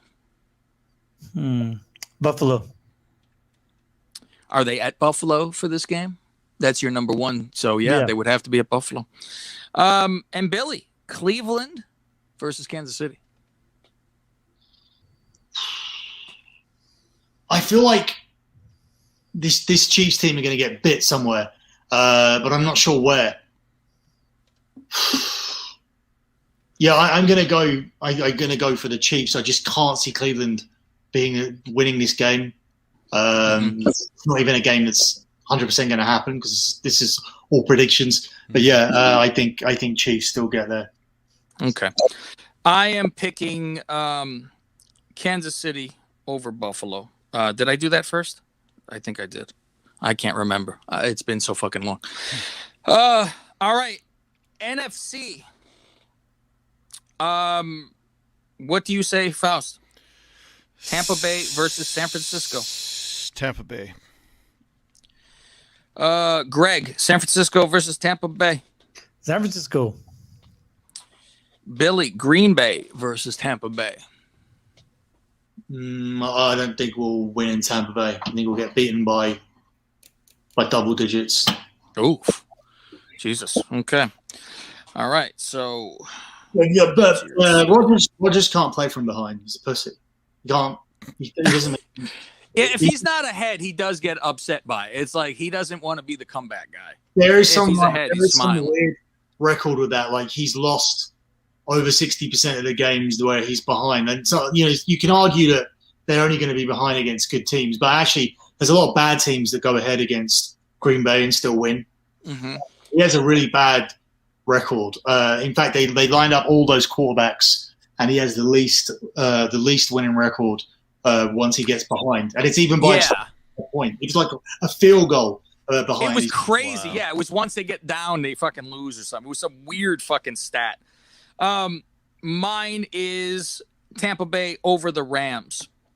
The Rams thing for me going because I think they'll have to play in Green Bay, and I think it's Stafford's not worried about going to Green Bay. And that's the one you'd have to worry about is the quarterback in the cold weather, and he's like, "Fuck, I've been there for fucking 50 years, so who gives a shit?" So my Super Bowl is Kansas City, Tampa Bay, a second time. Faust's Super Bowl is Kansas City, Tampa Bay, a second time. Greg's is Buffalo, San Francisco, and Billy's is Kansas City, Tampa Bay, second time. Faust. Kansas City. Kansas City gets the fucking revenge game. Greg, Buffalo, San Francisco. San Francisco. San Francisco wins the championship, and it's number 6. The Chris Berman Bowl. And then, Oh, yeah. Yeah, fucking loves them, bro. And Billy, Kansas City, Tampa Bay. Yeah, I can't watch this guy get another ring. It doesn't even matter if he does at this point. He's got the most ever. He's the greatest ever. It's done. Fuck. He doesn't even have to do. I mean, just even getting to the Super Bowl again is fucking insane. It's fucking insane to be 11 times. 11. Yeah, People haven't watched the Super Bowl 11 times. I think being injured and generally like for Mahomes last year and the team no showing, I think he wins it. Mahomes? Yeah, Mahomes and the Chiefs, yeah. Closely. And my Super Bowl pick, Obviously. I know what you're going to do. since I've done, fuck it, it's hot in here. Hold on a second. It's very hot. I have to, hold on a second. Thank you. I have to just get comfortable a little bit. I will pick Tampa Bay. There's the meme again. And number 8 for Tom Terrific. Number 8. Does he continue to play until he's 50 fucking years old? Jesus fucking Christ. Like nothing ever happened. So I'm picking Tampa Bay to win the Super Bowl. Faust is picking Kansas City to win the Super Bowl. Greg's picking the 49ers. Imagine that. And Billy's picking Kansas City to win the Super Bowl. That is our picks. We have finally made it. And that was 3 hours by itself. Mm-hmm. And as we're going to let Billy go, we're going to continue on. Oh, Billy, thank you so much for everything. You got to tell us where all of your gambling picks will be, and plus where we're doing our shows every week, too. Okay, so all of my stuff's at lockbetting.com. Look at my Twitter account is at SGP Soccer. The pinned tweet is last month's P&L from lockbetting.com. But if you go back on the site, you'll find all of them. We've got 99 months of profit. So what it means is for over 8 years, I haven't had a single losing month. And my NFL picks are already released, so you can go and get them. I almost accidentally talked about them a few times here on the show. But if you want to officially go and get them, they're over at lockbetting.com. My wrestling Patreon is thedirtysheets.com. Me and Cav do the Dirty Sheets podcast almost every week. We'll definitely be doing it this week. And this whole Vince Russo situation, that will be over on the September episode of Podcast and a Poll. Anything else we do moving forward, There is something in the pipeline, but I'll talk about it. I'll announce it properly. That show I do with Russo is not going away. Just he's going away, and I'm still going to be doing it. But he's really like an irrelevant half of that show. So, especially seeing as he hates wrestling and won't talk and doesn't want to talk about it, other than even though it's his main source of income. Like just the whole thing with that. One thing I'll say about it. It was making less and less sense over the last 4 months, and Cav was starting to say, "This is not going to last. It's not going to last," because I think I said that after the first episode. it was all because he couldn't do basic things in terms of what I agreed when I came on board. I mean, he blindsided me from the very beginning, putting me on a different podcast here where he was making money off my news and I was losing money off giving him my news. So weren't you on Chicken Necks or whatever that was first? Oh yeah. I was on one show and then he said, "I'll do a show with me every week," and then created a new tier for it instead of just being with everybody else. Yeah. So it was like, what the fuck? Like, you're going to make even more money off this. So I think that's what that was, to get people to come over to another, because he had like 2 different Patreons almost. There was one that was fucking weird and another. I'm like, yeah, because he has his Patreon, but then he it. had the pay on Realm too, right? Is that what it was? Yeah, there was like another subscription page. Yeah, and I thought, I'll just be on Realm, and he was like, "No, you're going to be on Patreon behind a separate paywall. It's not going to be with all the other stuff." It's like, dude, like, so you're basically like going to build something off the back of my news, and then price it $7 less than how much it is to access my news firsthand. So obviously my people started moving across. I mean, it's cost me like. Working with him overall has cost me like a few $1,000s. Jesus Christ. That's unbelievable. So, yeah, I really think you should send out. About it. He has a boo-boo face about it. Like, he can't take criticism. He can't take facts, like pure facts being thrown at him. Like he can't accept facts and won't do anything about it. So, yeah, that's kind of the issue.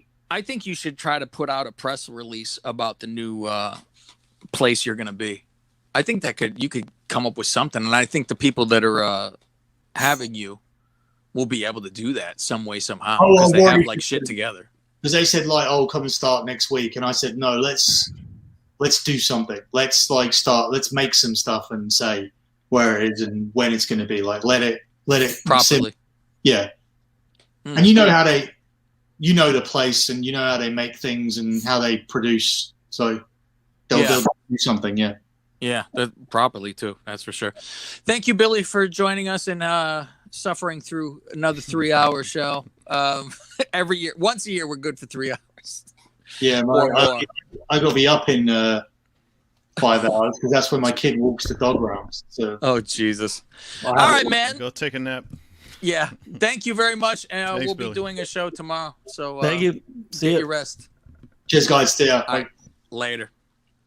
Faust, Greg, it is now time for Week 1 in the National Football League. Oh, Faustin Gregorio! It's been way too long, motherfuckers. It's been way too long, but it is now time once again that we get our NFL picks, Faust. Oh my God, I'm 12 inches. Hold on, this thing just fucking. I hit the keyboard like a fucking asshole. Let's see. God, I'm. Okay, that's right. Perfect timing. 12 inches erect, Faust, when it comes down to football. Not TB12, CM12. CM 12 inches. And next week, I think I'll give a tour, Faust, a tour of my Buffalo Cavallo Wild Wings over here and show you what I have. As you see, there's one of the TVs behind me. One of the TVs in front of me, right to here. Then I have the Monster. I have the 2 up there. I have a monitor down here that's fucking the same size as these TVs behind me, and then I'm going to be bringing up one more. So I will be set and ready to fucking go. Greg, do you get the NFL package? I know. I was like, whoa, I'm surprised he doesn't watch the Giants, but then at the same time I go, You don't care much about baseball, obviously, than as fucking football. I get the I don't have DirecTV, but I do have Red Zone. You Red Zone? See, but isn't there? You could pay for just that package, even not having DirecTV. You can get Sunday Ticket Now there's an app. Yeah. Fuck Yeah, there's an app now. Yeah, I don't know. I don't think. I'm not sure if I get it on my TV or not. I haven't checked this year. I mean, it's worth to have an iPad and just swipe or whatever the fuck. You know, but to be honest, I like the Red Zone because it keeps me in touch with every team rather than just mine. And well, except for you mean having 7 TVs that you can't keep in touch? What's wrong with you? What kind of pauper are you, you fucking slob? Okay, so let's get into our week's picks, and we're having a new segment as we go through this, and it is going to be our gambling is what we're going to do together. We all are making a pick together because Greg is allowed to fucking gamble. His wife allow him. No. Arizona is now able to gamble because us slobs in California, God forbid, we fucking... But if you go to a fucking Tonto village, you're allowed to make a fucking gamble. So Greg will gamble for us. We've each put in $100, and then we will make a joint pick. We will kind of discuss how much we want to wager on this. Greg, did they give you free money to bet? I get up to $5,000 risk-free on a bet. What does that mean, though? You can't bet $5,000 fucking dollars on their money. You have to have $5,000 to. Yeah, you have to have. No, yeah, if you place up to a $5,000 bet risk-free, if you lose it, you get the money back. But you have to give them the money, though. Yeah, the money has to be in your account. So could we bet the 400? Yeah, according on to the first fucking bet, because it's up to that. Yeah, that's what they say. I think maybe we make a splash as long as we know that it's risk free. Right. You better find that. So I think we'll come up with a number, a lower number, which we normally would do. $5. Do some research, and then if it is where you could do 400 and not be fucked up, then I think we should do the 400 as long as you're sure that it's we can get it back. Right. So here, register a new Caesar Sportsbook or online account using promo code CZR1. I haven't opened the account yet. Okay. I was just waiting for all this. If you lose your first bet, earn a free bet and equal. So if you lose it, you earn a free bet. That's what it is. Okay. So we'll bet our normal. We'll just bet our normal fucking. You know what? God forbid we risk this. Who the fuck knows? We'll lose the 400, and there'll be a technicality where you don't fucking get it. It's in fucking Bitcoin and shit. So fuck this. We'll do what we do. So we'll get to that, and then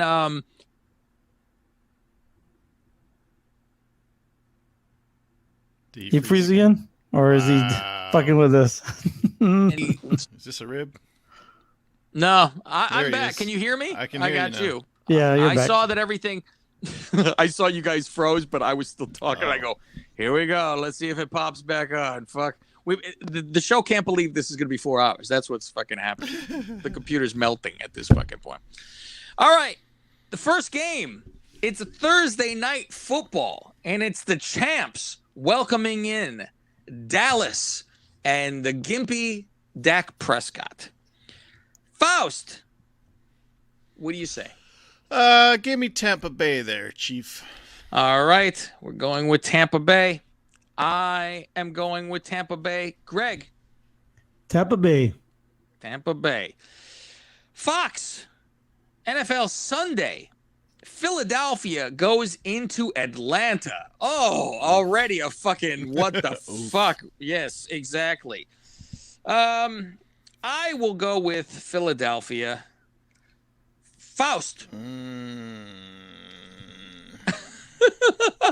Already out of the gate, this one. Yeah, give me the Falcons. I already clicked them. I'm not changing it. Okay. All right. And Greg. Falcons. Okay. Already. This will be low on my confidence. Very. Fucking A. Pittsburgh goes into Buffalo on CBS. Greg. Pittsburgh goes into Buffalo. I'll take Buffalo. Faust. Buffalo. I'm taking Buffalo as well. Minnesota on Fox going into Cincinnati. Faust. Vikings. I will take the Vikings as well. Greg. Minnesota. Okay. Gregorio. San Francisco goes into Detroit. Hit that button. All together now. I had to put the buttons on. I totally forgot to put the buttons on road. On you. Yes. I only did 7 hours of prep, and Greg forgot to press a button. Thank you. Arizona. This is a CBS special, by the way. Don't be too hasty when you're changing the channel. That CBS comes up quickly. CBS. Arizona goes into Tennessee. I will be picking Tennessee. Faust. Tennessee. Greg. Tennessee. Fox. NFL Sunday. The Seattle Seahawks go into the gimpy Carson Wentz Indianapolis Colts. This is a difficult one right off the bat, too, just because of where it is. I get a little worried, and I'm like, it's hard for me to still believe that Indianapolis is good for some reason. I don't see them as good, and they make the playoffs. I'm like, I'll pick Seattle. Greg. Seattle. Faust. Seattle. San Diego, who we'd like to still call San Diego. This is on CBS, and they're going into Washington. The football team who is going to become the Red Raiders or whatever the fuck they're going to. What the hell did we say they were going to fucking be? Red Ryder BB guns. There you go. The Red Ryder BB guns. That's what we need to name them from now on. And have Ralphie on there like this with one eye. But is it offensive to one-eyed children? It might be. Oh. Faust. WTF. I mean WF2. Whatever it is. Every time I see it, Faust. Every time. Greg. Yeah, I'll take Washington on this one. Just because they're home. Okay. And I am taking Washington as well. CBS special. The New York Jets going into Carolina. The revenge game for Sam Darnold. I will be picking the revenge man himself, Sammy. Yep, me too. Greggy. Same. All right. Jacksonville goes into Planet Houston. Do you forget that one? You son of a bitch. I got nothing. You I got no son of a NFL. fucking bitch. The first week of fucking NFL. You son of a bitch. I know. I fucked up. Yeah, you should go like this off the camera. So this is Planet Houston. I'm going with Jacksonville. Faust. Jagoffs. Greg. Jacksonville. The Jagoffs. CBS special. Cleveland going into Kansas City. This is a motherfucker to start the season. A little too early for my liking. I like everybody to get a little warmed up first before everyone blows their wad. Greg. I want to, because I know there's one of these, the underdog's going to win. I don't think it's this one, though. I can't pick Cleveland. I want to. I'm pulling for Cleveland. I'll pick KC. Okay. Fausti. Kansas City. And I am picking Kansas City as well. Miami goes into New England. Woo! The kids' first game. Tough one, too. It's going to be a tough one. This is not in the cold. This is a perfect time for Miami to go there. I will pick Miami to win this game. Faust. Man, this is tough. I'll go Patriots. Greg. Patriots. Green Bay going into Jacksonville. Like it matters. Green Bay for me. Green Bay. Green Bay. Okay. Green Bay. Fox, NFL special. Denver, the Broncos going into the Giants. Oh, you know what I do have, though? Oh my God. Of course he has this. This fucking bastard. That's why I had to play that clip of fucking the fucking Madden curse being broken over the 49ers' heads for you. Denver going into the Giants. Faust. Give me the Giants. Greg. Denver. And I am going with the Giants as well. Sunday night action. Oh, I've been it's waiting good now. all day for Sunday night. Now let's put a little fun to this, Faust. Since we're all going this direction, the Bears going into the Rams. By how many points? Let's have fun to see. What do we say? What's the spread? You know what? You know what? Don't tell them, Greg. How many I won't. points do you think they fucking the Rams win by? 17. I Ooh, bet 17. that's what I was thinking too. 17 Really? exactly. Yep. I will say 10. So, okay, 2 17s and a 10. All right, we'll see what the fuck happens. That's like, I guess the fucking spread went from 7.5 to 7. So if you're thinking that's a lot of fucking points, man. Jesus Christ. I think McVay wants to air it out. Off. Yeah, he's just gonna show the league, hey, this is what we have this year. I don't think their offense is going to like butt fuck the Bears defense. I think it's the defense that's going to butt fuck the Bears offense. That's where this is going to be a disaster. And it's going to be that offensive line that goes like this. They go hike and they go fucking down. It's just it's going to look like one of those BMX races, Faust, where the gates just fucking drop. And they all go and we might see Justin Fields in the first fucking game. And the new starting quarterback with Andy Dalton's legs going every way but straight. ESPN Monday Night Football. Baltimore goes into Las Vegas, which will be very nice to actually see people in the stadium. All this. I laughed at, by the way, COVID's completely gone. It went away. It is? It's completely gone because you saw college, everybody elbow to elbow. I'm like, I go, I don't care. Let them. I don't give a shit. I'd go, and I wouldn't wear a mask. That's the problem. It's not like I laugh at them like they're morons. I just go, well, I'm like, well, where's my booster so I can go in there first and rub elbows and tits. I will go with Baltimore in this game, Faust. Baltimore. And Greg. Baltimore. Okay. All right. That is our straight up pick'ems. Now let's see what we have when it comes to the point spread. I will tell you. You tell me if it's any different, Greg, when I read these things off when we go through. Okay. I'll just scroll down pretty quickly, and then we'll take our time. I just want to see if the points are correct. Tampa Bay -8. That's what I got on mine. Atlanta -3. Exactly. Buffalo -6.5. Yep. Minnesota -3. Minnesota -3. Yes. San Francisco -7.5. Yes. Tennessee -3. Tennessee. Where's Tennessee? I think they have it a little higher. Yeah. Yeah. -3. Seattle -2.5. Yes. The Chargers -1. Yes. Ooh, they're picking the Chargers to win that game.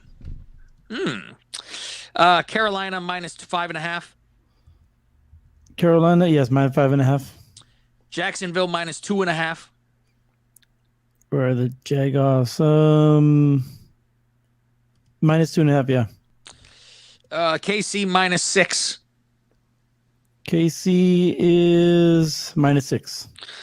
New England -3. Yes. Green Bay -4.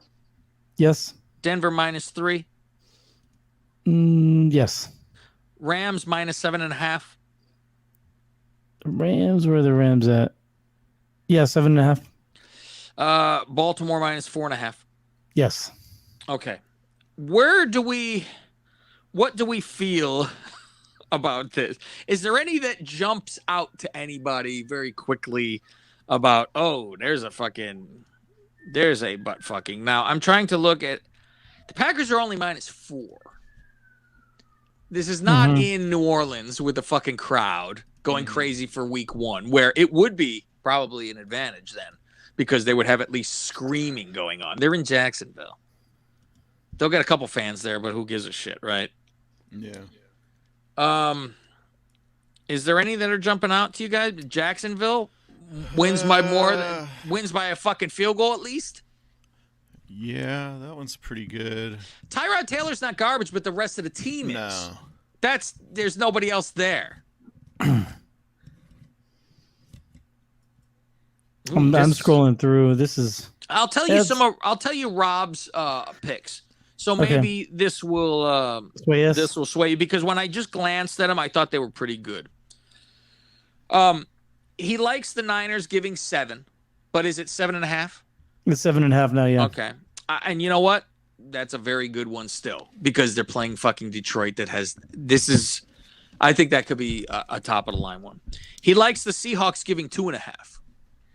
I'm not thrilled with that one because it's Indianapolis, and I was tough on even just picking Seattle. In Indianapolis. Yeah. He likes the Vikings giving 3. And they're playing Cincinnati. In Cincinnati. Yeah, that one's pretty good. That one's pretty good. Yeah. He likes the Packers giving 4. That one's weird to me even just because it's I don't know. It's weird because you don't know what you're getting yet with the Saints. With this Sheamus yet. Right. When he's good, he's fucking... Hey, when he's good, Fauci's good. And that's good. And he likes the Chargers -1. Meanwhile, we all picked Washington to win. Yeah. Right. So that's out. I really think... It's in Washington, yeah. What do you think we all just go with the Niners giving 7.5? I like that. That's the one that stood out to me, too, because I think just like the Rams, the Niners are going to come out this first game and just put the pedal to the fucking metal. I do too. I think it's let's get some butt fucking in this joint. Do you how much do we want to put on this? So that'll be our bet. We'll take SF -7.5. Okay. What do we think? Do we want to go kind of big our first one? Do we want to do like $50 in our first fucking shot? Is this our free bet? This is supposedly. I don't want to go crazy and say $400 because I don't trust it because it goes, you'll get a free bet back. Well, that doesn't give us, because then if we lose that free bet, we lose our $400 still. Yeah. So it's not really, here's your money back. It's you get a free bet again. So, I'd be down for 50 out of our fucking 4. I was 40 or 50. I was thinking 50 as well. Okay. So majority rule with 50 then instead of the 40. So we'll do $50 on that. All right.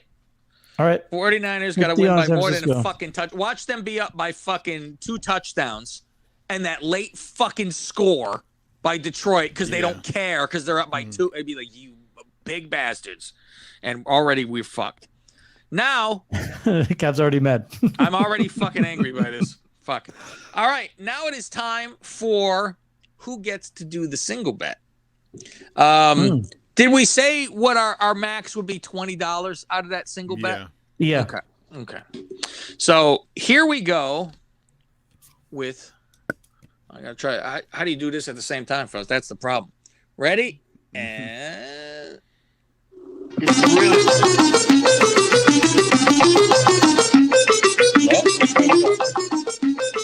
okay. Who is it? It's Rob. Rob gets his pick. Robbie. And he gave me his pick. He's saying put $10 down.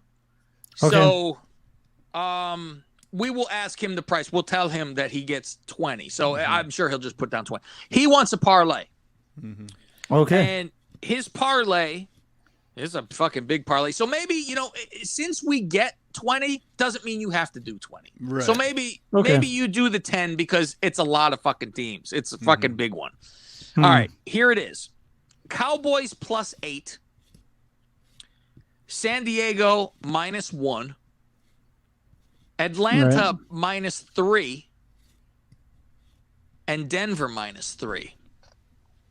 So I have Dallas +8, San Diego -1, Atlanta -3, and Denver -. Was it 3? What did you say? 3. That's right. Yeah. So if you open this app, Greg, before we're out of here, see, that'd be the thing, because I want to see what $10 would win on that, because that's a fucking, I could do it on mine too. That is a lot.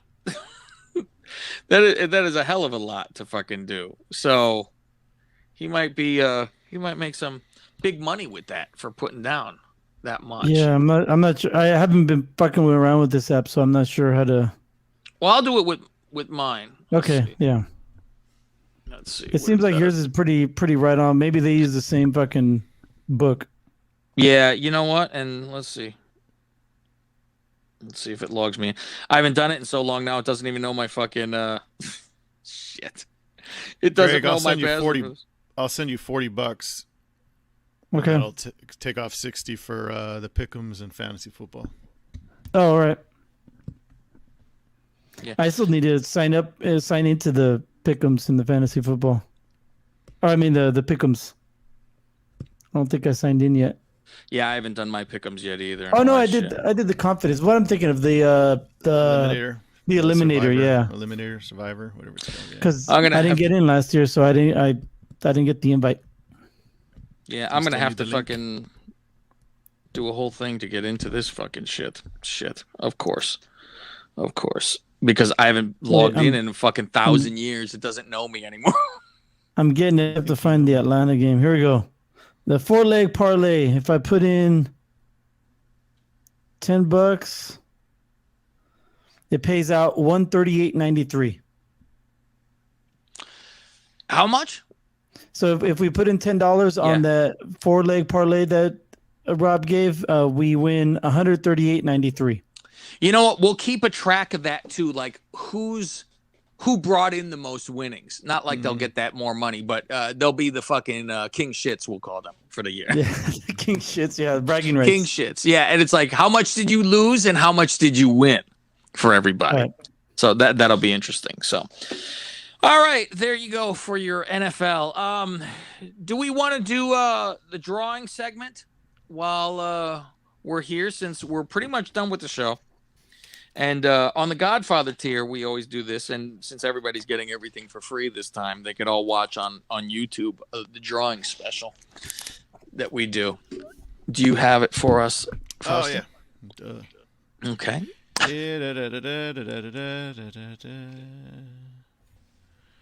And now, boys and girls, it's time to visit our little friend, Simon.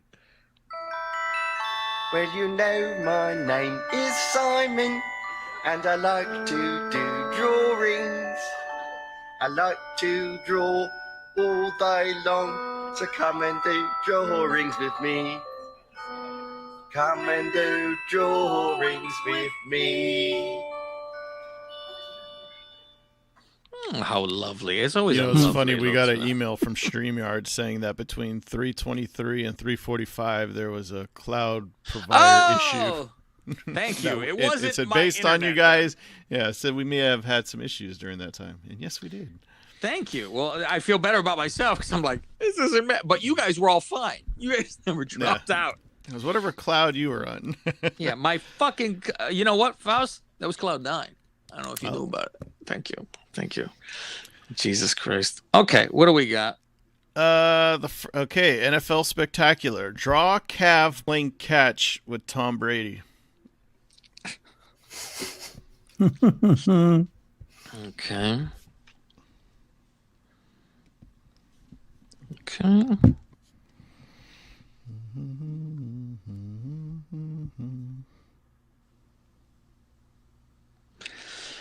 Okay.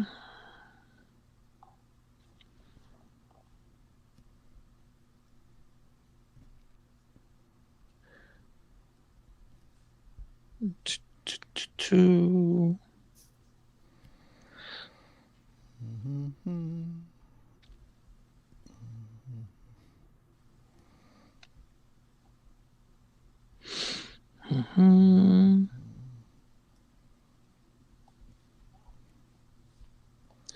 Boy, so difficult always to fucking.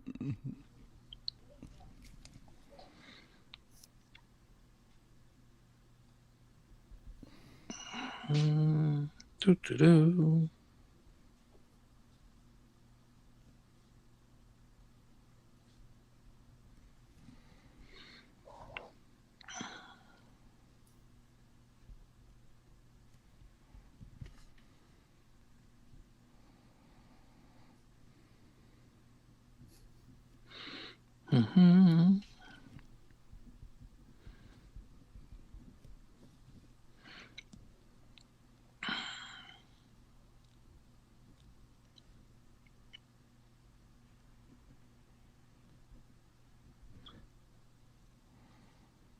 Yeah, fuck it. I don't like that.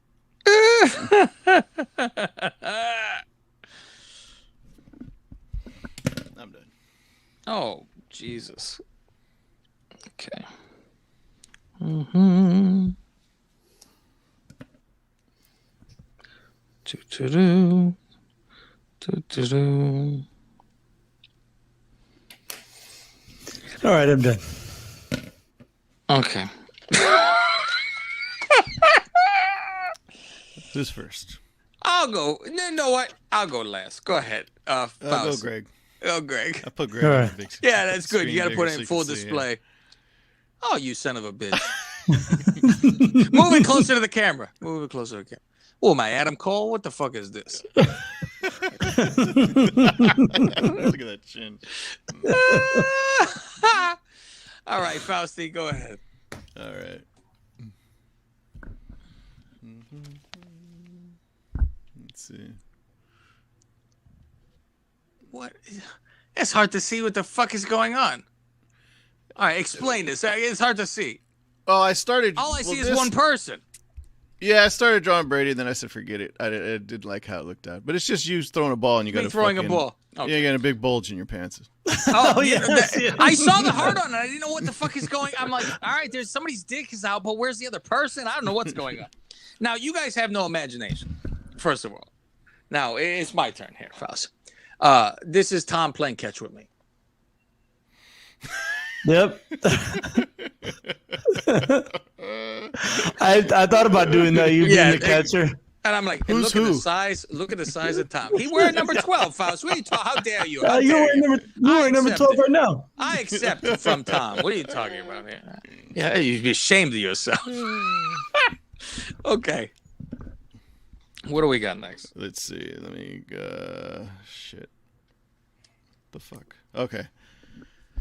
Draw an iconic moment in NFL history. Oh. An iconic moment in NFL history. An iconic moment in NFL history. Okay.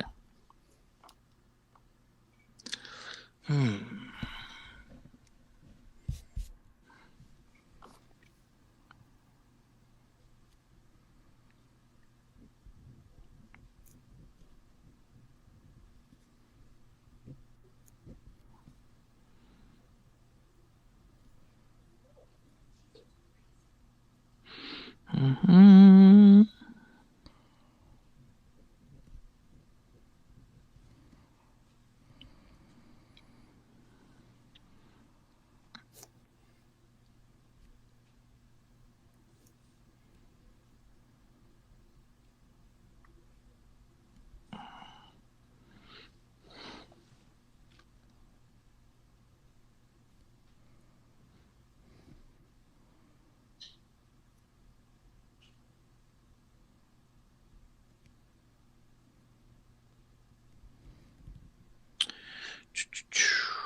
Okay.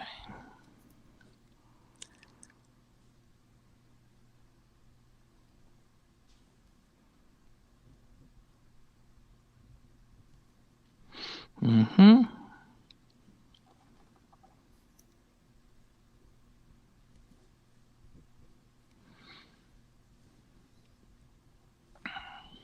Okay.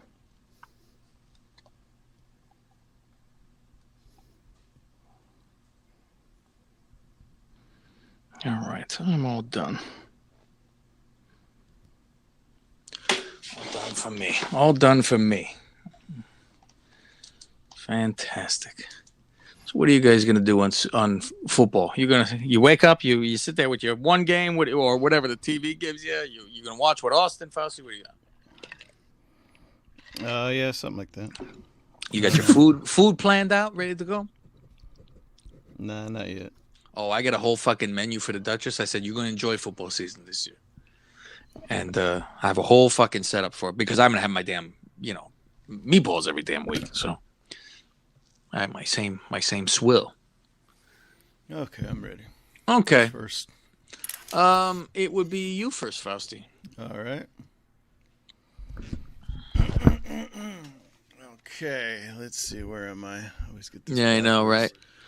All right. So you're praying in front of the TV? Is this? No, I'm guessing. Okay. No, this is Rob watching the catch. Oh. He's on his hands. Oh, Jesus Christ! I was like, "Oh, He's is this?" crying. I'm thinking this is the fucking Norwood kick. He's fucking watching. Nervous. Okay, my turn. Here's my iconic. This is Tom holding 7 Super I Bowls. win. I don't remember him actually holding all the trophies at All one time. of them, Faust. All He's of them. he's at about the to throw same him time. in the water. He's gonna get COVID, drink avocado tequila, and throw it in the fucking sunrise into the sunset. Okay, that's your iconic. All right. So I did the same thing as Faust. I did The catch. the catch. It was Emerson Walls, right? Wasn't he the guy who caught it over? Mm-hmm. So that's him right there. So is this the San Francisco fucking Dallas? Yeah, 1981. Well, how is this a Super Bowl? I thought it said Super Bowl memory. No. This is an NFL moment. Oh, he said NFL moment. Ah, shit. Yeah. I'm thinking Super Bowl. I'm like, the fuck does this have to do with Super Bowl? Okay, very good. NFL iconic. All right. And lastly, draw the helmets of the 2 teams you think will be in the Super Bowl, but rename the team. Is it team or teams? And draw the new logo. Okay. So are we drawing just who we think's going to win? No, you have to draw the teams that are facing each other, rename them. You have to draw both their helmets and their new logos on the helmet and rename those 2 teams. So who'd you have? So you need to have that city, but rename their team. Gotcha. So I have to have Kansas City and Tampa Bay, but they're the Kansas City something else's and the Tampa Bay something else's. Okay. You only had all day to think about that. But that's okay. Well, I didn't know if we were doing 1 or 2 because it says draw the helmets of the 2 teams, but then it says draw 1, so I wasn't sure. All right, so let's see. Okay.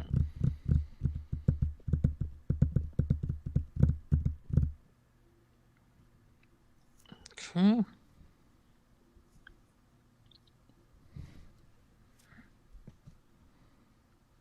Boy, that's a poor fucking drawing. Not like all the rest were fucking good, but what the fuck? All right. Okay. Let's see.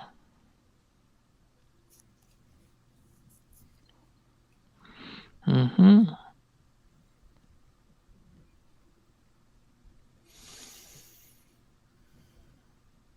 Okay.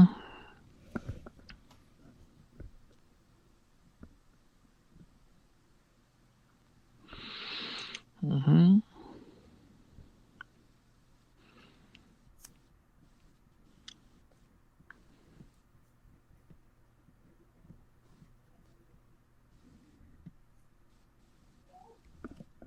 Okay.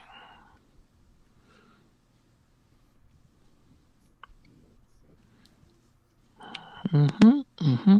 Mm-hmm. Okay.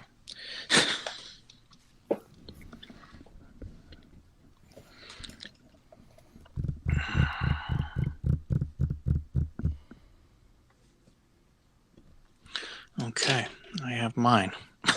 Jesus Christ. Oh, fuck. La-di-da. The poor people who are getting these audio. Oh, I know. But meanwhile, you know what? I should take the audio out and just do the end of the show and say to go there, you know, if you want to see the fucking thing. But I mean, it's free to see. So who cares if, who the fuck wants to listen to the fucking thing? Mm-hmm. So maybe I'll just cut out this part for the podcast audio and be done with it. All right. I guess I'm first. Are you guys ready? Yep. Yeah, think so. Whoops, not that one. Okay. Here we go. Mine is the Kansas City Ribs against the Tampa Bay Puerto Ricans. They float over on a inner tube, Faust, to Tampa Bay, and that's hard to draw some fucking ribs on Kansas City. Okay. Who is next? I'll go next. Okay. All right. Let's see. I always get this backwards. Where am I? I'm over here. Okay, it looked like the Broccolis versus the fucking $1 fucking championship. I don't know. So, all right, it's the chefs. It's the chef hat. So the Chiefs.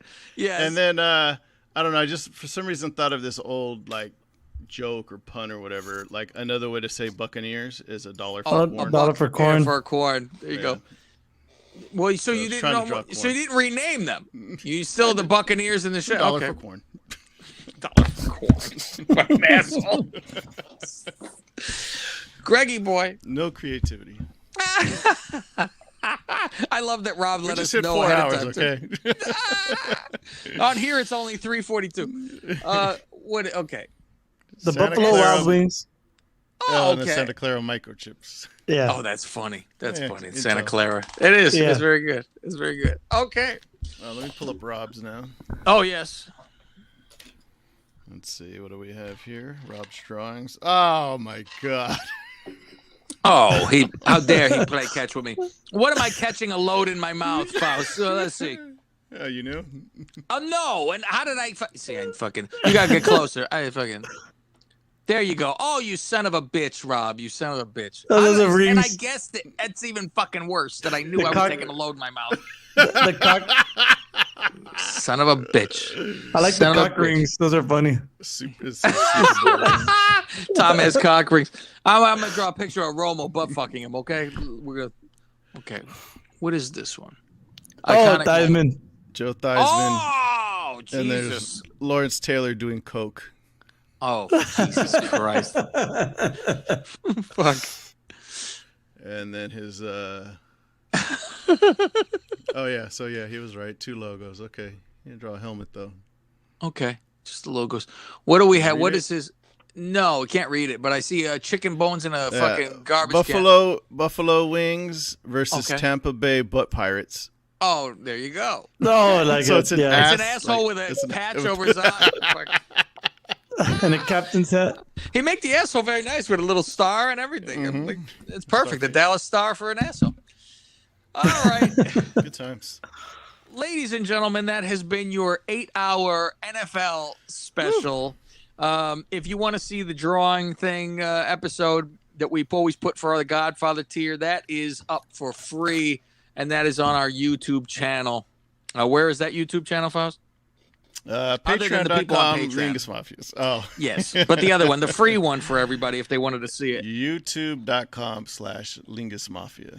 There you go. If you want to see for free, because the audio was cut out of the out of this part, because a lot of it is us drawing, so you're not hearing much until you see the damn picture.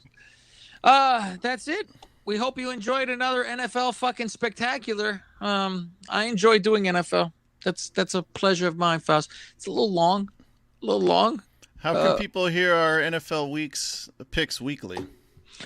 They will go to patreon.com/Lingus Mafia if anybody's listening to this after this time, or if they've. How is the Thursday game, by the way, everyone? Because yes, because once we're on Patreon, that's when we'll have all of our picks and all of our fun times after that. That will be our Patreon specials. So, hope you enjoyed the Billy stuff. Like we said, go to patreon.com/Lingus Mafia. Go to the Godfather tier. You're going to hear some major shit. And Faust, when it hits 88 miles an hour, this is some serious shit. Oh, God, let me get to the right thing to end this fucking show, Faust, because I'm not worried. Yes, exactly. Jesus Christ. I don't even know where the fuck I'm going at this point. Oh, God. I have so much shit on this thing. I could do anything I want because my dad is dead. And we'll see you next Tuesday. Good night. And good luck. Best podcast in the world. I am the best on this microphone. Nobody can touch me. Yours truly. I'm done. Show's over. Good day. Fade to black.